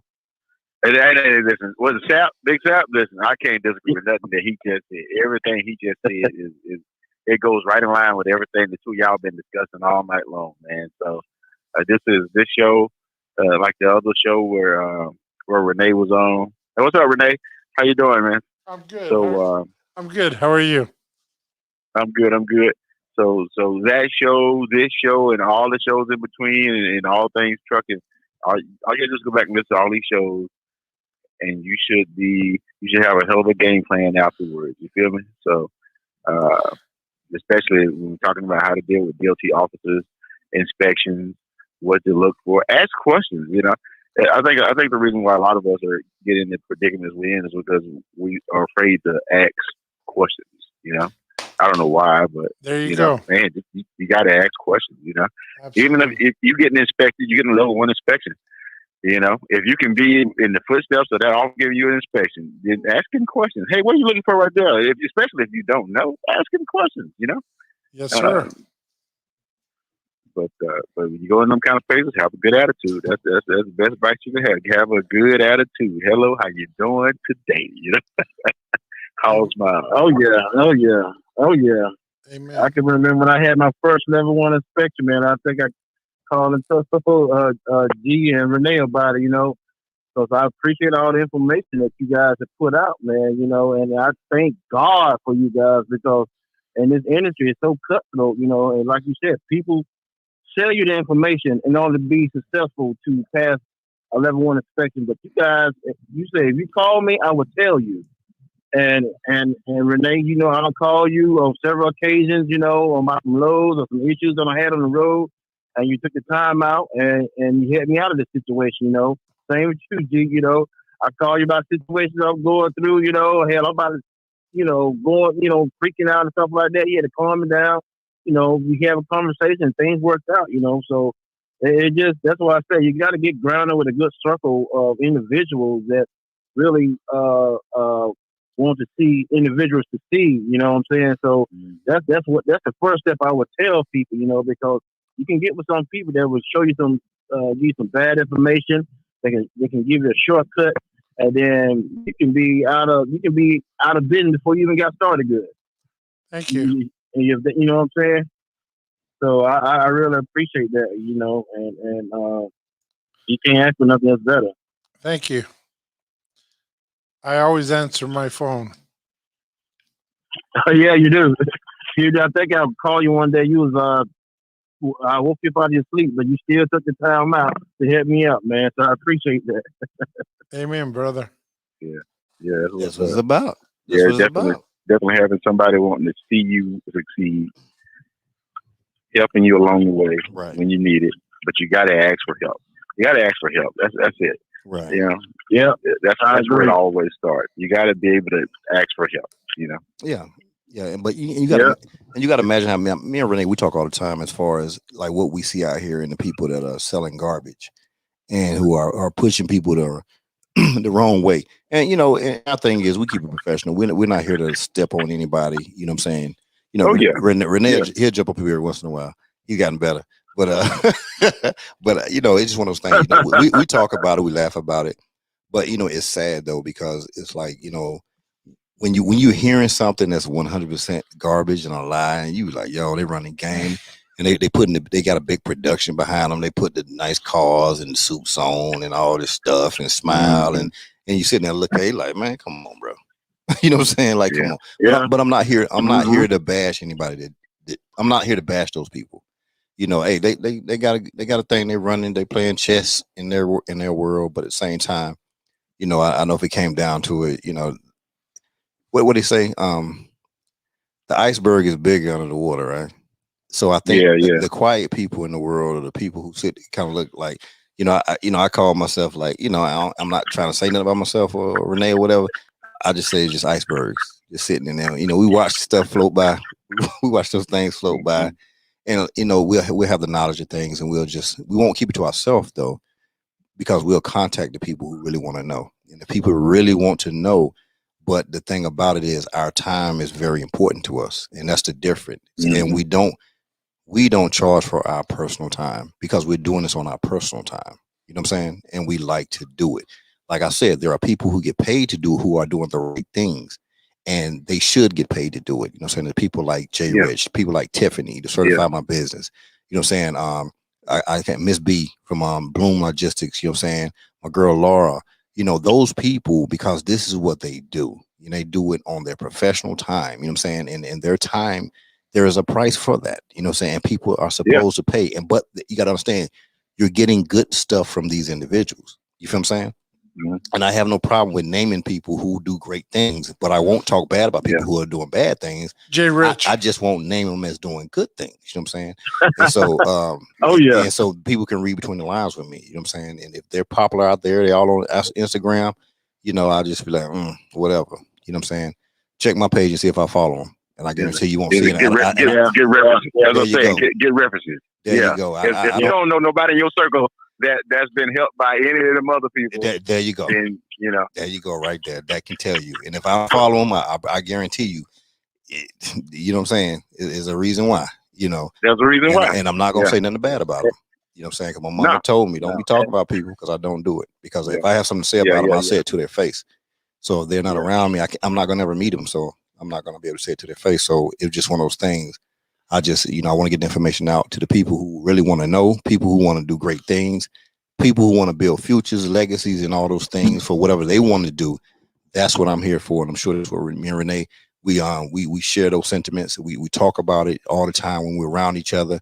We'll listen when we be in different places. We in hotels here. We in the same fucking room. You in there, twin bed over there. I'm on twin bed over here. And the reason why is because we like to talk about things. You feel what I'm saying? You know, and it goes beyond just sitting down, chilling downstairs in the lobby, whatever. We come up, our minds are working. So our thing is like, hey, man, you know, so we continue to talk all the way to the time we fall asleep. You know what I'm saying? And then we wake up, we like, we're talking again. You know what I'm saying? It's just one of those things, man, because one, you know, we're we believe in what we believe in as far as helping people.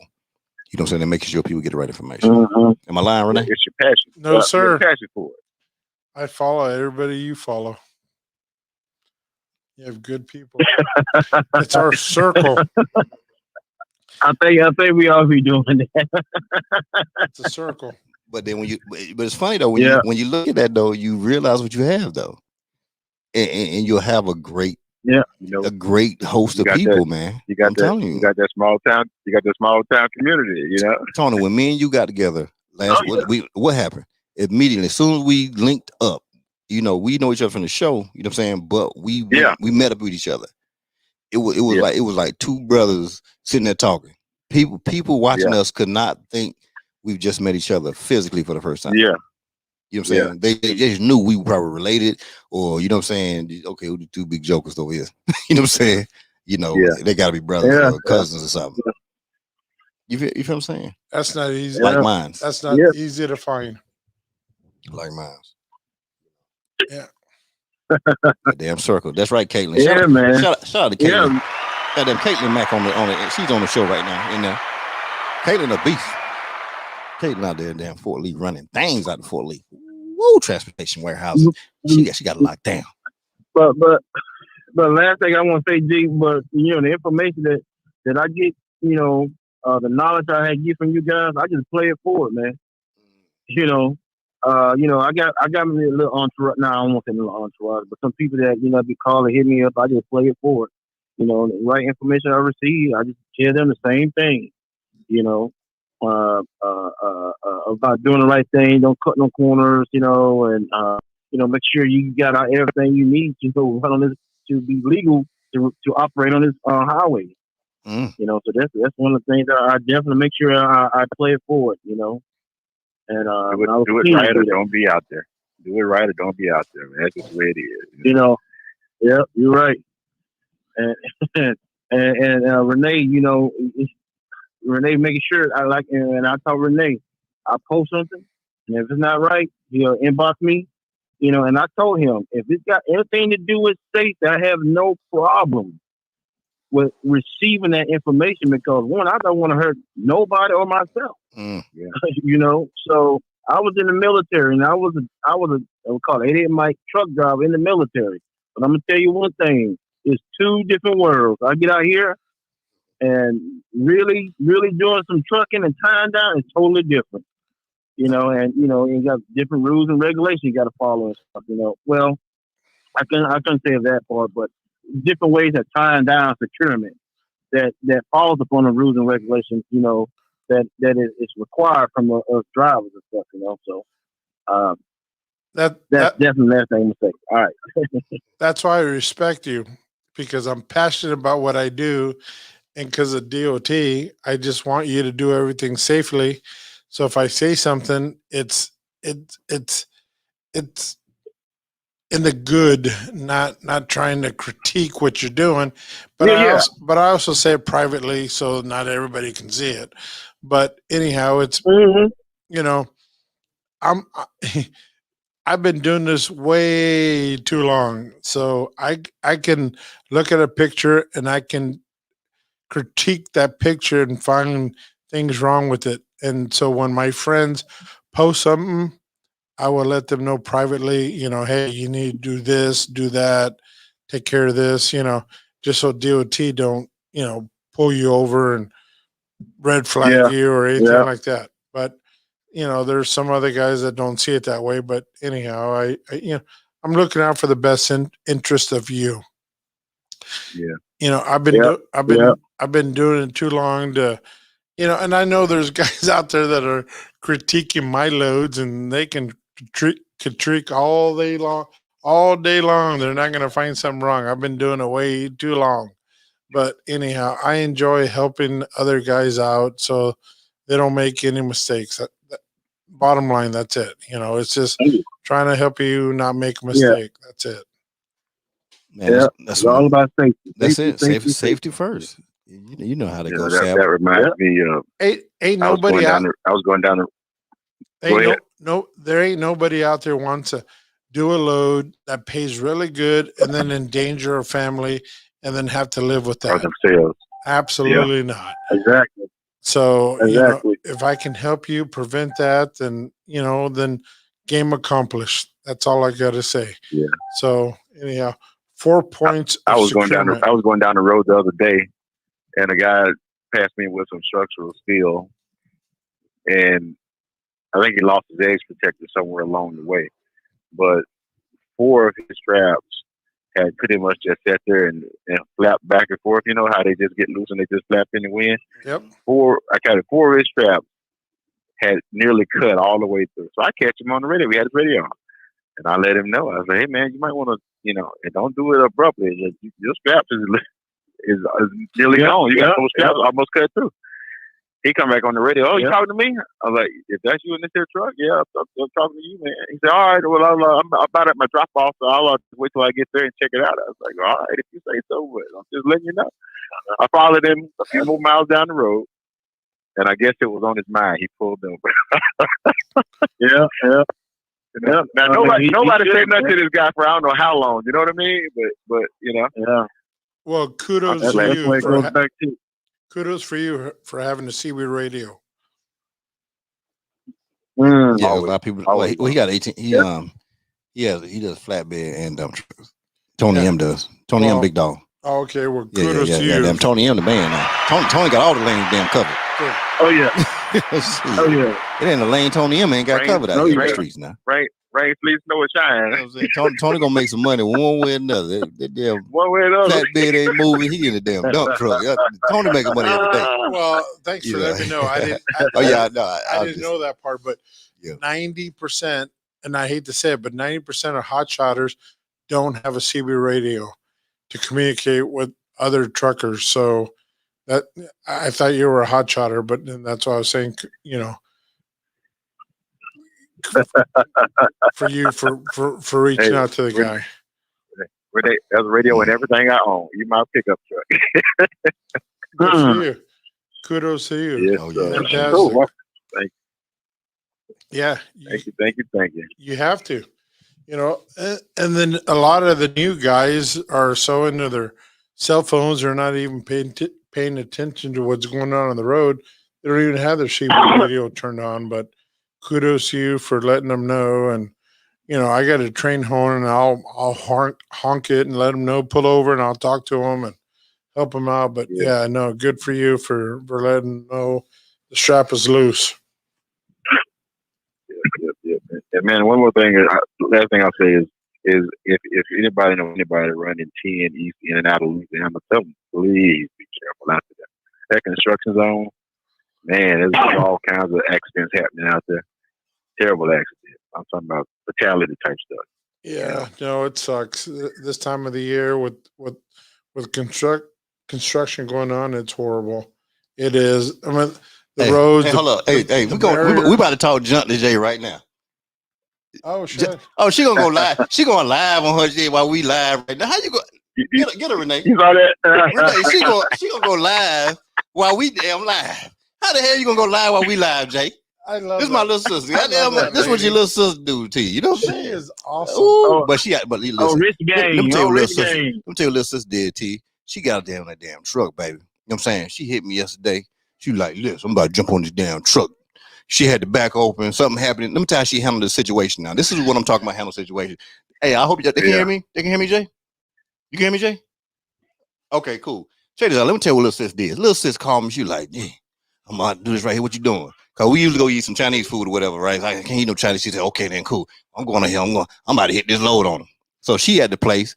You shoot, wait, I'm ready for the red light still on, then we ain't ready. I said, okay, cool, whatever. So she go back, check the back of the truck. She hit me back, because we talking. She hit me back. The damn truck got a damn, I don't know, they done ran into, what they do to the damn truck? They run something into it? So they messed up the floor in the damn truck, right? And then, so she showed me the dent and shit, FaceTime. I'm like, man, what you gonna do, Jay? She said, shit, I'm Jay Rich, baby. I'm gonna get another damn trailer. So she jumped up, crunk that bitch up, went and got another trailer. She said, oh, they think they playing with me.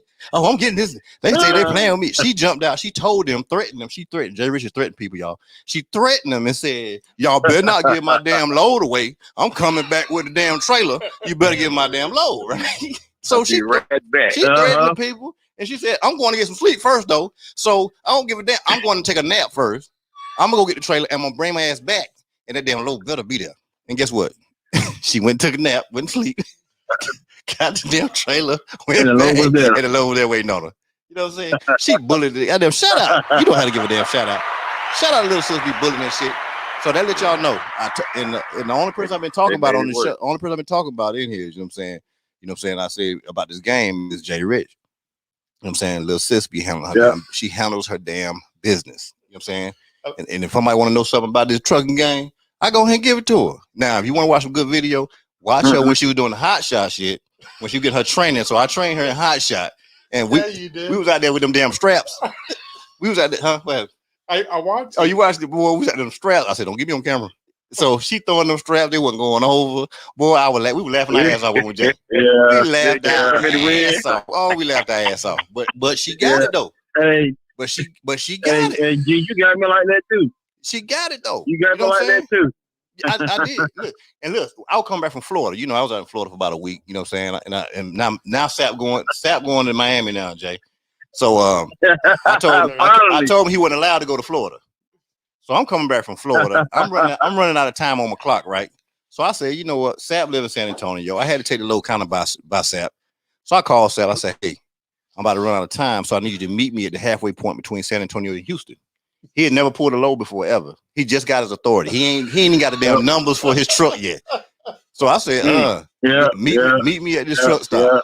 He met me at the truck stop. He thought he was gonna drive my truck. I done backed up. I done unhooked the shit for my truck. I said, no, back your truck up on it. He like, huh? I said, no, back your shit up on it. So then I followed. You gave us your on-the-job training. So I gave some OJT. Listen, there you go. This is love. This is love now. Listen, this is love. You don't ask people enough for free. I gave him $500. Yeah. Did I not say it? Yeah. I gave him $500, right? He was like, gee, I said, no. I said, bruh, I'm asking you to do something for me. I'm not asking nobody to do nothing for free. You know what I'm saying? I paid him $500. It wasn't that far, but I want him to feel like what it was. So I drove behind him all the way to the load. We got to the shipper. Paid internship. We got to the shipper. I said, no, you're going to talk to him. You know what I'm saying? So I stayed out in my truck and he pulled in, he talked to the person, he got the BOL. I let him go through the whole transaction. And so to me, that was my certification to him because we done did everything up to that point. But I wanted him to have the experience of having that load. And that was priceless. You know what I'm saying? Yeah. And he's been paying it for it ever since. And G, and you know how you put that little X sign? And you know, printing sign, you write the X and printing sign on the BOL. Yeah, I still do that. Shout out to the damn print sign on your ass. I'll make you print sign on the BOL. I want my family to come and get my money. Okay, Jay, I'm gonna let you go. We're gonna go and finish our show in here since you don't get over start your damn lie. Hey, before you hang up. Oh, hold on. Renee want to talk to you. Hey, Jay Rich. I love you.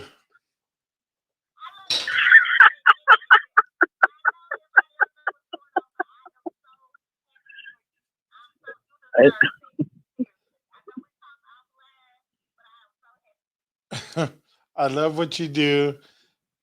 Every one of you guys in our circle. I love every one of you guys. We love you too, brother. Hey, G, you need to have everybody at the round table one night. Have a good night. Thank you. Oh, we're gonna do that. Everybody at the round table one night. I'm gonna let you go. Now you should make it. You should make all your people go ahead and log in Firecast real quick, just so they can all go over there real quick. Over there. There's 25 people in there, so 25 of them need just open their YouTube for 2 seconds. All they need to do, open it for 2 seconds. Boom, and I'll even call you if they need me to. You know what I'm saying? So they can hear the conversation. You know what I'm saying? So first time I met her. Mm-hmm. What happened? There was a connection. Oh yeah, she money. She money for real. You know what I'm saying? Same with you, Sap. Yes, sir. Same with you, bud. Appreciate it. You know Thank you, brother. You know, I'm out there for you if you ever need help. Already. Yeah. Oh yeah. I know. Hey, I know. Was it Tessa But- G? I appreciate Tessa G You said she know- was already in here. She was live and on the YouTube. Go ahead, Tessa G. She was doing her thing. She was multitasking. Multitasking. Don't miss Multitasking. nothing. You know what I'm saying? She ain't missed nothing. That's what I'm talking about. I want every one of you. I want Hey. every one of you fuckers to do well in this industry. Goddamn Jim in here. Oh, yeah. Goddamn Jim. Oh, yeah. Jim Oh, that came yeah. through.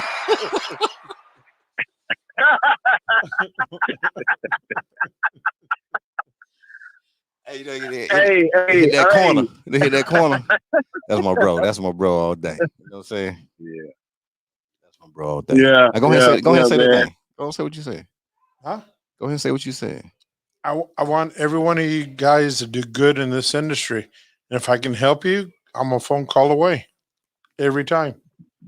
Yes, sir. Yes, sir. Goddamn, I appreciate that. shout out I to appreciate it. Amari Kelsey. She came in. They came in. That's what Amari. I appreciate you all day. It's the love. It's that J Rich love. Yeah. Amari was in that live doing the thing over there, listening to what was going on. The little sis J. You know what I'm saying? Because y'all know. Yeah. Hey, Tony. All right. I appreciate y'all. You know what I'm saying? I'm gonna call Jay back because I'm gonna get on it real quick. You know what I'm saying? See if our people come in here. Yeah. All right. Love y'all. Man, you know everybody love you, man. You know what I'm saying? Don't even try that like they don't love your ass. You know what I'm saying? They love you, I love you, and we say we love each other all the time anyway, so it don't even matter. You know what I'm saying? Let's see what's going on. Get Jay back on his phone because we about to get on it real quick.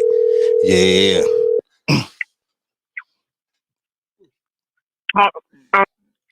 Then she eating. I'm gonna tell you about that. I All know. I I heard said, then was, she eating. Did you finish? all right. Then she all in eating. Listen, I'm looking at the phone. I saw my phone blue. I said, Jerry's going live. I said, huh? What the hell? I said, oh, hell no. Let's go ahead and jump on that right there now. I said, let's go jump on that. Now, she was in here. Then all of a sudden, she went live and she on the other phone. I'm like, no. Look, You know what I'm I saying? was going live because I You was got cre- basically walking them through my journey of me getting back on the road and stuff. So I know you can tell us yeah. because that's what we're talking about right there. We talking about. In So- fact, there was a young lady real quick. There was a young lady that one of the ones that followed today when you put that out. She has a great story. So I'm bringing her on the show. You know what I'm saying? Oh, cool. What's her name? You see, I had to look at the name again, but she has a great story. Like, oh my God! But you know, the fact that you inspire her, Jay, is a great thing. You know what I'm saying? But right now, you got some people coming in. You got Tisa G done came in. You got Amari, Kelsey done came in. You got Cree Craft done came in. You know what I'm saying? Okay, You got Iron Horse Law Jesse done came in. You know what I'm saying? Okay, That's what we're talking okay. about. You know what I'm saying? See? But before you tell your story, tell them how our family runs, Jay. Tell them how we run our family over here on this thing. You know, my saying, without saying so much, is connecting the dots and making one big circle. I remember telling Cassandra that because her company is Cash Connect, and I told her that she needs to use that slogan because I really feel that that's what we're about. Even people outside of the circle, they see the way, you know, it's a movement with us, you know, us having each other back. We there for each other. Shout out, this is Zipporah Jackson. My bad. Go keep talking. I just want to count. I want to shout out your people out that's coming in here because they doing big things. Oh, okay.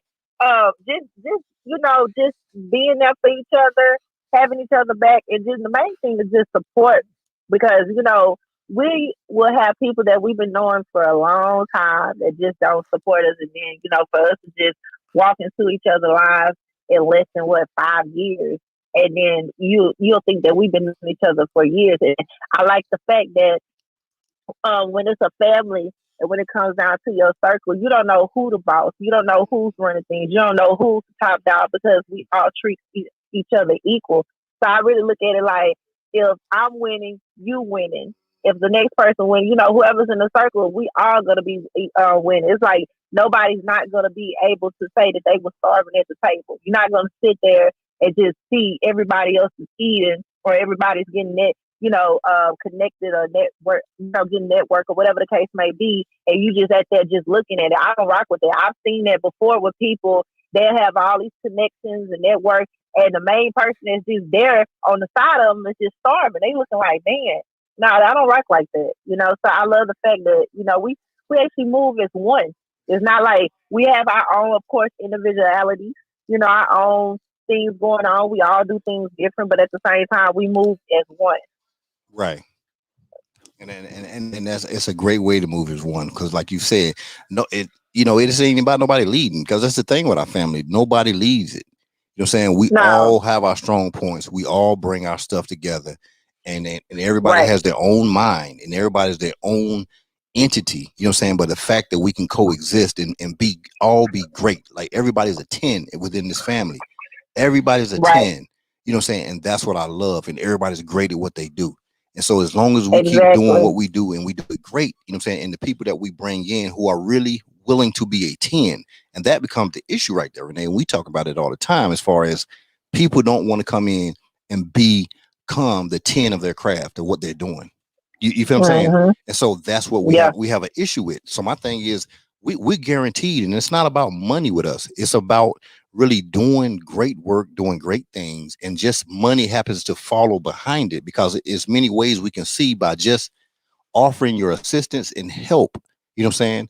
And right, support. It can bring you so much yeah. just by you offering support. Yeah. Oh yeah. And we know that. We know that just on a personal level. You just never know, and I feel that like I tell people, like when you just focus on money, money, money, you miss a lot of blessings. You miss a lot of blessings. And a lot of times, of course, we all gotta get paid for services and things we do because of course we got families that we need to feed. We need to feed our own selves. But at the end of the day, it's like being able to make a change in somebody's life at the same time. That's what I'm about. And like I said, I was talking to somebody earlier and I did a consultation and she was like, I really want to work with you, but I wasn't able to help her, and I told her, I said, listen, I'm not able to help you, but I got somebody that can help you, and I end up giving that person to somebody else. But that's the piece that I think a lot of people get caught up in is just taking away from people and not being an asset in their lives as well. And that's what I like about the circle. We are an asset in each other's lives. Like, and also I don't have to go outside my circle for nothing. That's something that a lot of people are not able to say. Like whatever I need, I know all I gotta do is make one call to somebody and it's gonna get done or that person's gonna have the resources for me to get it done. Period. Amen. And the beautiful thing about the circle is this right here. It's not a circle of exclusion. It's a circle of No, inclusion. It's a circle, not like some people have cliques. It's not a clique. It's just a circle no, of people that have been tested within their own lives, within themselves, not within the group. You know what I'm saying? Because the group in the circle is willing to help everybody, not just right, anybody, but everybody. Everybody right, is able to get, you know what I'm saying, to get this. You feel what I'm saying? yeah, Everybody. We each provide an answer. We each provide help. We each provide something to help another person. yeah. You And know, that's a beautiful thing. it is. Nobody's leeching off of each other. Nobody's not hating on nobody. I mean, it's all love, like genuine love at that too. Because a lot of things we have done for each other didn't cost anything. It didn't cost nothing. It was just love. It was paid in full by love and just support of one another. So Tr- if every time I talk to you, Renee, and I'm telling you, oh, well, you got to pay me this, you got to pay me that, or, or something like that, that's not love to me. That's not love. no, Love not it shouldn't be a payment every time I talk to you, or even when you talk to me, you need something from me, and I'm like, well, you need to pay me this, you need to pay me that. Oh, it's gonna cost you this. That's not love. And really, you don't really. I can't curse on your show, but really, you don't deal with me on that level like I thought you would. If every time you coming to me, you throwing out some numbers to me. Why can't you just if you rock with me like you do? Why can't you just be that person, that vessel in my life? If you rock with me like you do, be a vessel in my life, a positive vessel. absolutely. Everybody can't go though. 100%. Like Creek, Everybody can't go. like Creek Craft just said, one of Rich Games said, love don't cost a thing. It don't. And that's Yeah, why you hear Renee tell you. You get on the phone with you, he'll tell you, hey, I love you. He'll tell you that. You know what I'm right. saying? What does it cost to love somebody? It's Nothing. Mm-hmm. cost nothing. You know what I'm saying? And Real. so that's the thing about it. That's what the circle is all about. It's about, you know what I'm saying, it's people that love what they do, people who are passionate in what they do. And it's the one thing I can say, that everybody within it, they're passionate about what they do. And what they do is about taking care of people. And it's not about them. Nothing is about that person. Like you just said, Sap said, he called Renee. Renee, we sleep. He wake up. It ain't a problem. You got an issue? Hey, let's go ahead and talk about it. What's going on? You know what I'm saying? Let's get you past that. It doesn't matter if we sleep. It don't matter if you're tired. You know what I'm saying? And yeah, plenty of times you are gonna put things people before you. That's called selfless. That's called being selfless. You know what I'm saying? Yeah. I have not done plenty of things for myself because of I did something for people. You know what I'm saying? And guess what? It don't bother me. I don't care. You feel what I'm saying? Because if that's who you are, that's who you are. Period. And that's just real talk. Yep. Good show, man. You know what I'm saying? I know that's right. See, that's why we need you on in here on this piece right here. You know what I'm saying? Good show. But I like that. But Renee is doing great things. Yes, he is. If you're not following Renee, I ask you to follow him. His Instagram is right here on the bottom. Let me put it back up here for you so you can see it. Oh yeah, I told him. Because I would tell you want to follow him. And that's all I'm gonna say about that piece right there. You're going to want to follow him. And I'll say it one more time. You are going to want to follow him. Because we don't chew our cabbage twice. That's it. Yeah, they don't chew the damn cabbage twice. I don't chew my cabbage twice, baby. So you want to see Northern_Cross_Transport. You know what I'm saying? And so that's where you can understand the connection that he will have with you. Once you see that name and hear that name, and you see that when you go to the Instagram, you see that nice truck, you're gonna see that truck. I promise you. I can tell you that right. I can say it like this, you're gonna see that truck. I'll put that in. He won't say a damn thing, but you will see that truck. You know what I'm saying? And I'm telling you, everybody's gonna see that truck. Everybody. So I'm saying it, so just understand this is what happens when relationships are formed. You never know manifestation. Somebody can tell you something and call you a certain name, say you Hollywood or whatever it is, but in a good fortune, and somebody can stick a camera in your face and be like, yo, I think you'd be good at this right here. Yeah. Yo, I think this is gonna be you. For whatever reason, I think this is gonna be you. You know what I'm saying? And people can tell you these things and really believe it. That's the difference. They can tell you things and believe it. You know what I'm saying? And their manifestation happens, you know what I'm saying, for whatever reason. And for the reason it was supposed to happen. So definitely the people that just joined there, Brother Renee, go ahead. They can go to my stories too, because I had told them when I was live to follow. Okay. But y'all, just in case y'all missed the follow, y'all can go in my stories now. I just post his Instagram, you guys can follow. But we can't really say. Right. We've been really light about Renee. Renee. We're really being real light. Jay. Yeah, leave that alone. No, I know, but even saying leave being light, you know, you bring no attention to it. You know what I'm saying? Okay. They gonna see the truck. That's something that can be said. They're gonna see people gonna see that truck. How about that? Y'all gonna see that truck. There you go. That's what can be said. That's legal right now. You know what I'm saying? Y'all gonna see that truck. Shout out to people gonna see that truck. That's it. Y'all gonna see the truck. You know what I'm saying? But the point is this right here. Me and Renee, we like brothers from another mother for real. You know what I'm saying? Like we really have a great relationship, a close relationship, a brother relationship. And it's been that way from the time we connected. And we've been through that. We've been there for each other, ups and downs and stuff like that, and just period. And we run things across each other, period. You know, we like brothers. If something we ain't right about something, we ain't right about, we'll come at each other. You know what I'm saying? And we'll talk about it and be like, okay, cool. And that's what it's about. And so when I started this thing exactly 5 months ago, he was my first guest.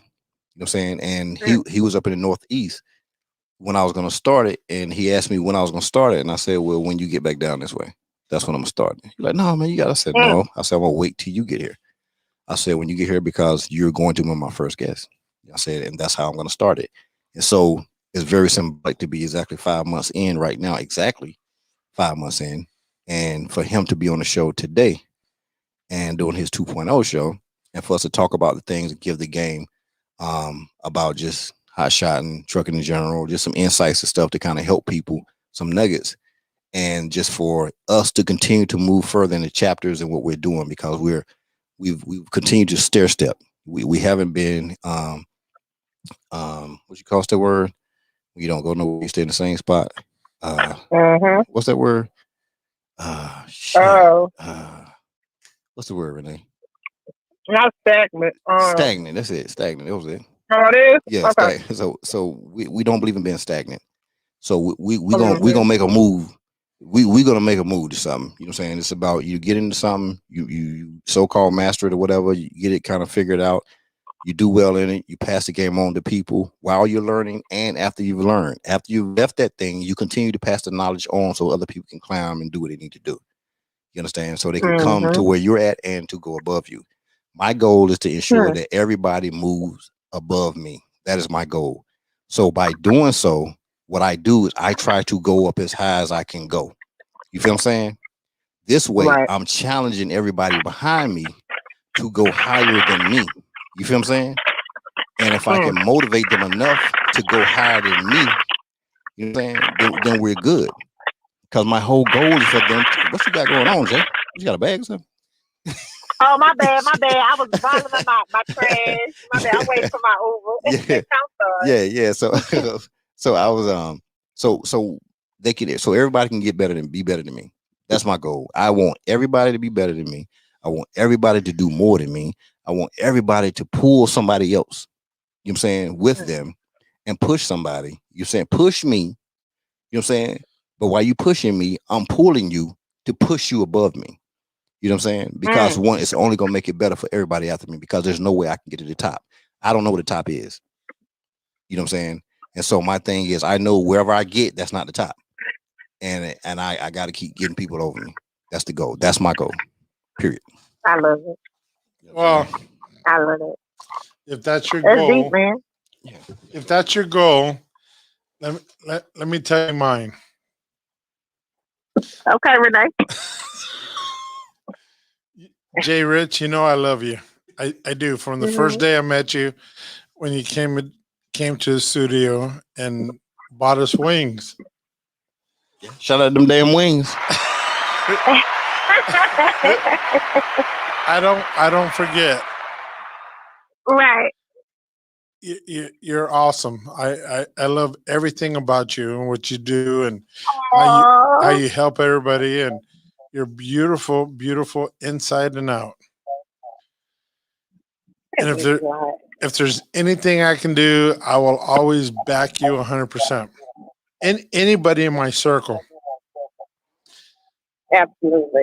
And and the feelings is mutual. Trust me, the feelings is definitely mutual.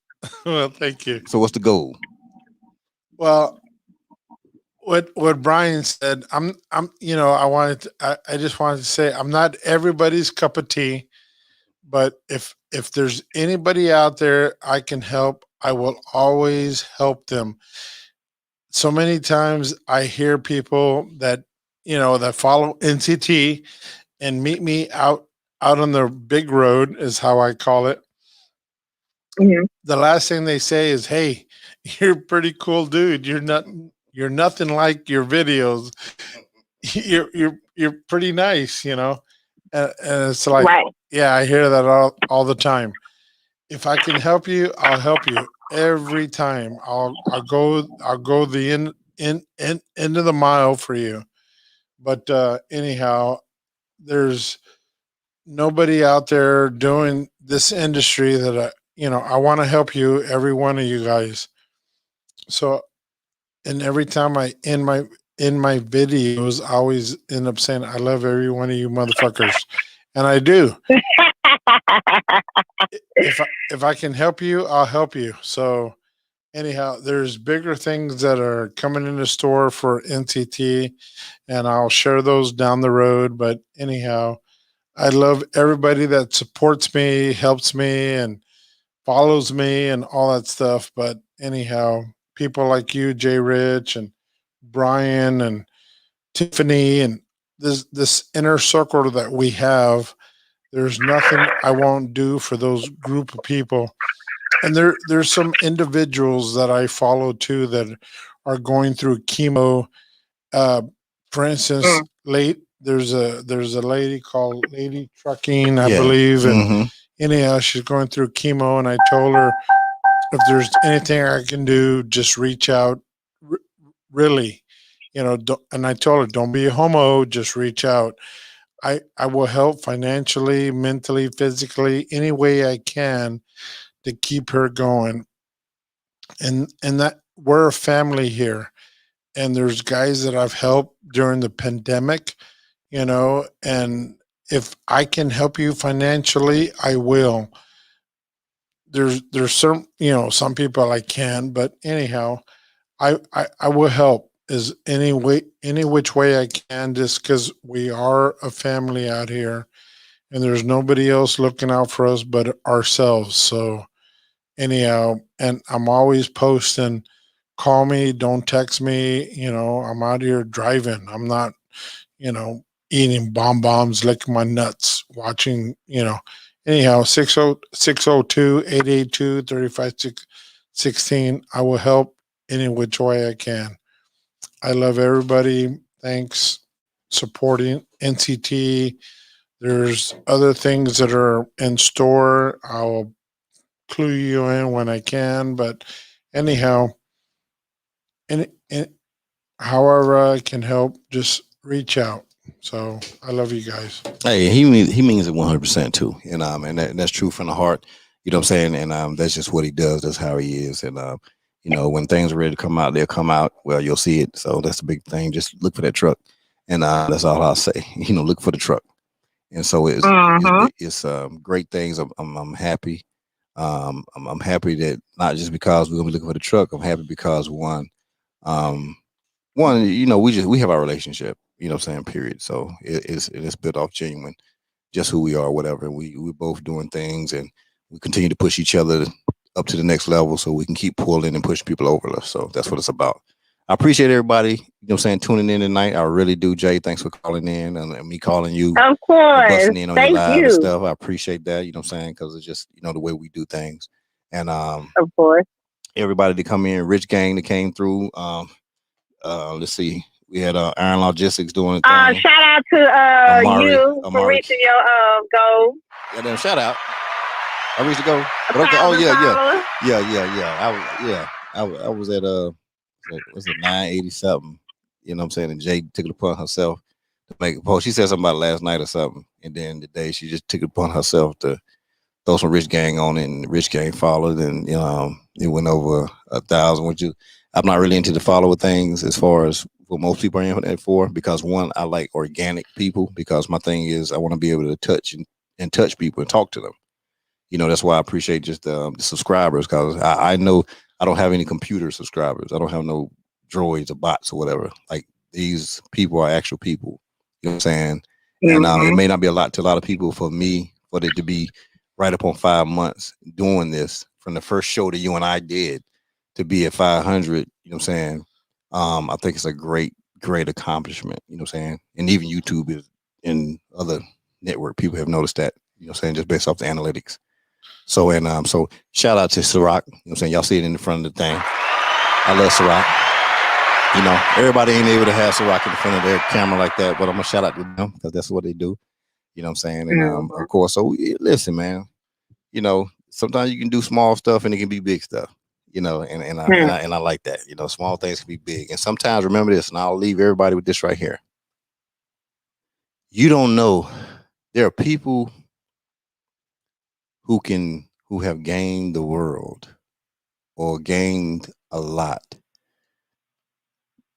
just by caring and then believing in something or believing in people. You know what I'm saying? And that's an amazing thing to even ever happen. You know what I'm saying? That the fact that you can believe in somebody or something so much that it could change your life. That's amazing. That's amazing. A lot of people won't believe it, but I promise you, it's amazing how that can happen. And that's a true dynamic. You know what I'm saying? Yes, it is. It really is. So, hey, I appreciate y'all. I really do. Jay, thanks. I know you're doing your thing. Thank you for having me. Thank you for it's our love. Coming in. Hey, can you do one thing for me? We can always do it. What we're going to do? Listen, I want you to push the button because I don't know if you did this tonight, but you need to push the button and say shout out to Renee for the 2.0. Have you done that, Renee, tonight? I probably just said a couple things, but I ain't did that right there. Thank you. Shout out for Renee for this damn 2.0 in the damn building tonight. You know what I'm saying? You know what I'm saying? That's what we do. You know, shout out game is always strong. You know what I'm saying? All of what? The damn shout out t-shirt's gonna be coming out soon too. Don't even worry about it. You know what I'm saying? We got the damn 5Cast. Oh man, that's nice. You know? That's nice. So you know, so of course Renee has his paraphernalia. You know what I'm saying? His Perry. You know what I'm saying? You can look on his Instagram. You know what I'm saying? He has his hats and has his shirts and stuff there, his pins and all that stuff like that. You know, I ain't fancy, ain't got no pins and nothing like that. But of course, but so grab the hat right there for me. Grab the hat. Yeah. So he has the he has the, I have to be honest, he has the third hat. You know what I'm saying? I got one on my head. My boy Van Johnson from Blanky, he has the other one. You know what I'm saying? But these are the first of the camouflage hats for 5Cast right here. You know what I'm saying? Okay. So when I see that red truck, I want to see that camouflage hat. I love you know it, what I'm man. saying? So we doing it big. So I appreciate you, brother. Love you as always. You know what I'm saying? And I thank you. And we don't get all hashitashi on the damn YouTube, but I appreciate you. And you know that. Hey, without getting hashitashi or Rebecca, what? Without getting Rebecca jealous. Yeah. Jay Rich. Yes. I love you. Oh, I love you too. And shout out to damn Renee Love and Jay Rich.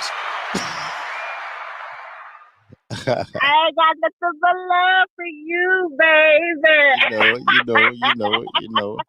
Hey, once again, shout out to that Rich game doing the big. Amari came through. Tessa came through. We had Zipporah Jackson do it. Iron Horse Logistics came through. Doing the thing. Cree Craft came in the building. You know what I'm saying? So, really coming in, coming to represent. I was talking about the Rich game people that came in right after they jumped in off the call over there.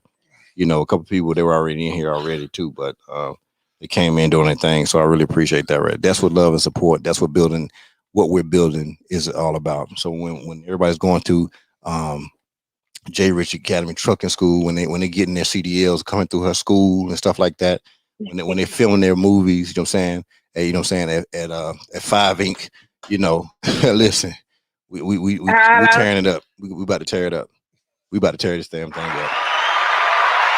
When people need to get if you need to get trucks and stuff like that, and you need financing for trucks and stuff like that, contact J. Rich. Okay, J. Rich has the people on deck ready to go to get you the vehicles you need to run your company, to finance the things you need. She is going to make it happen. It's a 100% thing. She has the right people, you know what I'm saying? The right companies ready to make sure that you get the equipment you need to operate your company or to expand your company. J. Rich, that's where you go to. Period. Absolutely, baby. And that's just real talk. I appreciate that love. That's just real talk. And there's no, what they say, there's no cap. That's just real talk. You know what I'm saying? So if you want to expand, you want to grow your company, you want to do stuff like that, I'm telling you, there's one-stop shop without all that. You ain't gonna get all the fancy suits and the damn flyers that look like it came out of the damn Emmy Awards and all that shit. You're not getting all that right there. Okay. They gotta pay people for that bullshit. If you want some real stuff, you know what I'm saying? The lives on point, lives on location. I'm live from inside the truck, headed to so and so and so. You're gonna get that from J. Rich. You know what I'm saying? You're gonna get that real. Okay. Yeah. Not all that done up shit all the damn time. No, that's good. It's good for certain things. But come on, you know how it is. Like Sap said, Sap said you gotta learn how to be in that damn truck. That was Sap said. So you gotta learn how to want to sleep in that damn truck. Treat yourself on a weekend to a hotel room. You know what I'm saying? That's what Sap said.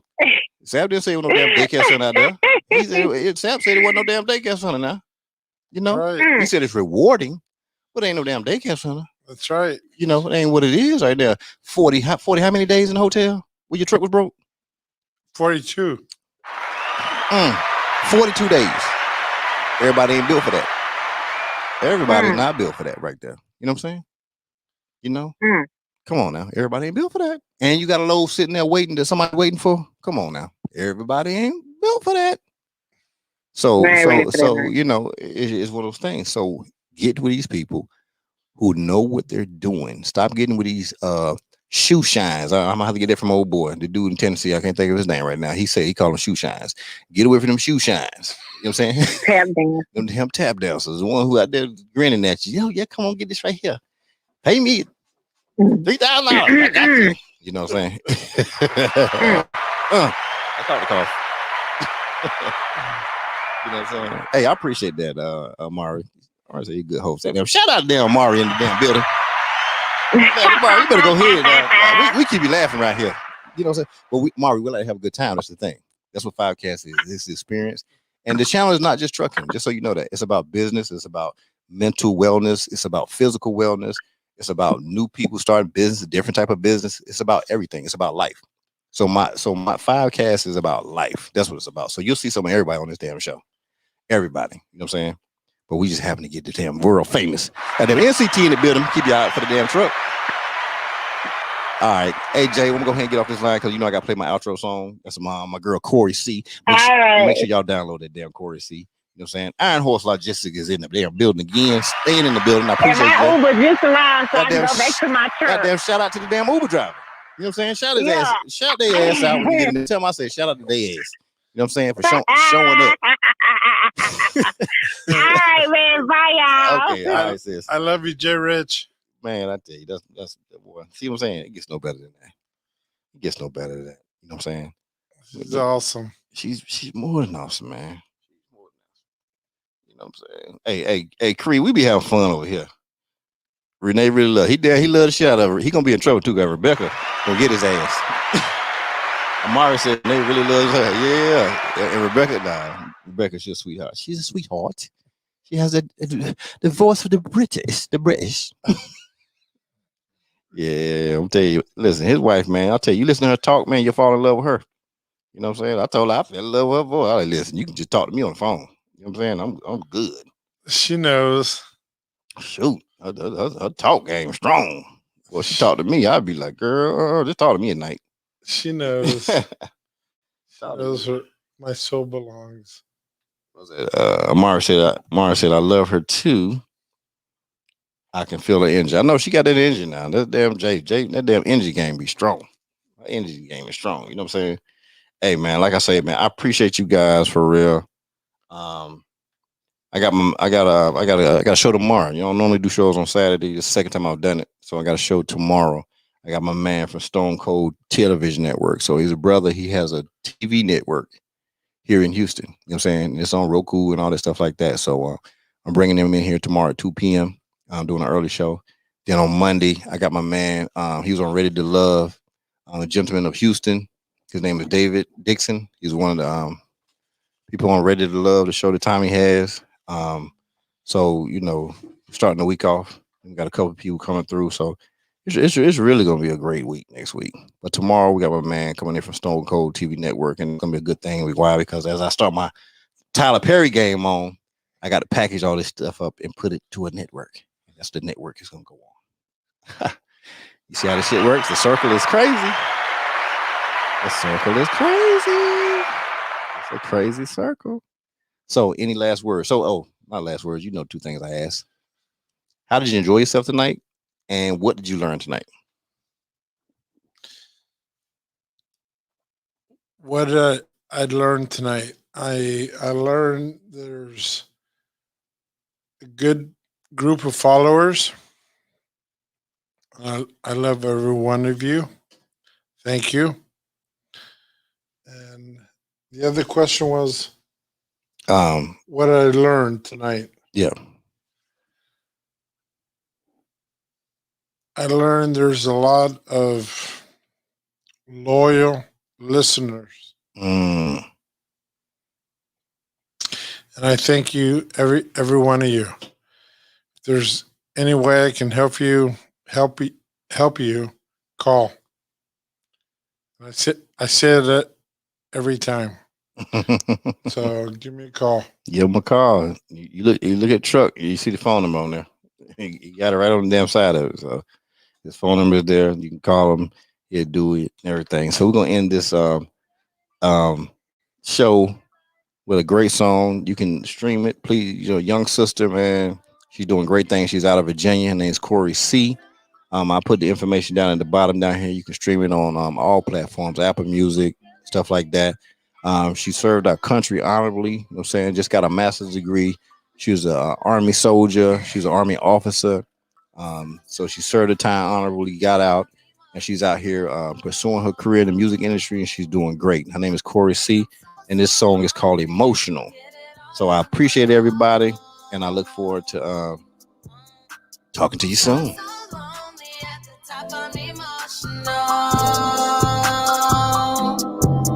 And I'm so hungry, had to get it all on my own, baby. Don't want no love, don't want no friends, count 20s, never 10s. Came up on a couple bands and you can't get nothing from me. Always got your hand out, looking for a handout, running, chasing at the club, wanna see what I'm about, but you ain't finessing on me. You think it's easy to be rolling with the money team. You ain't nothing but a least rag, heard it on your name while you always in the streets. We can never be the same. Free gave another lesson on me. Okay. So lonely at the top, I'm emotional. And I'm so hungry, had to get it all on my own. So lonely at the top, I'm emotional. And I'm so hungry, had to get it all on my own, baby. Look at me, stop telling me that you just want me, you're killing me. Don't tell your lies, don't waste my time, just leave me alone, you're killing me. So lonely, that time of me, that you just want me, you're killing me. So hungry, and don't waste my time. Just leave me alone, you're killing me. Now shorty, just pause. Keep that fake love, I don't need your applause. Where was you at when my back hit the wall? Know when the call was about to end it all. Went off the deep end and you let me fall. Bounce back like D-Rose, bitch, watch I ball. Lonely appear, but that's life, fuck them all. Can't trust them at all, cause last I recall, look, I've been making moves, no help, 10 toes, mad losses and shit I had to take. Drifting on my own like castaways. Thinking about the homies who passed away. And raking up the loot the fastest way. Better make them mad today. Fuck who don't feel it, the menace and villain. OG got me wheezy, it's really no ceiling. If you switched up on me, better stand on that shit. Still walk around like I be the man in this bitch. Shooters and that red dot like Japan in this bitch. Finna blow shit up like it's Iran in this bitch. You can never kill the vibes, take your best shot. Sitting high, number 9 is the best spot. So lonely at the top, I'm emotional. And I'm so hungry, had to get it all on my own. So lonely at the top, I'm emotional. And I'm so hungry, had to get it all on my own, baby.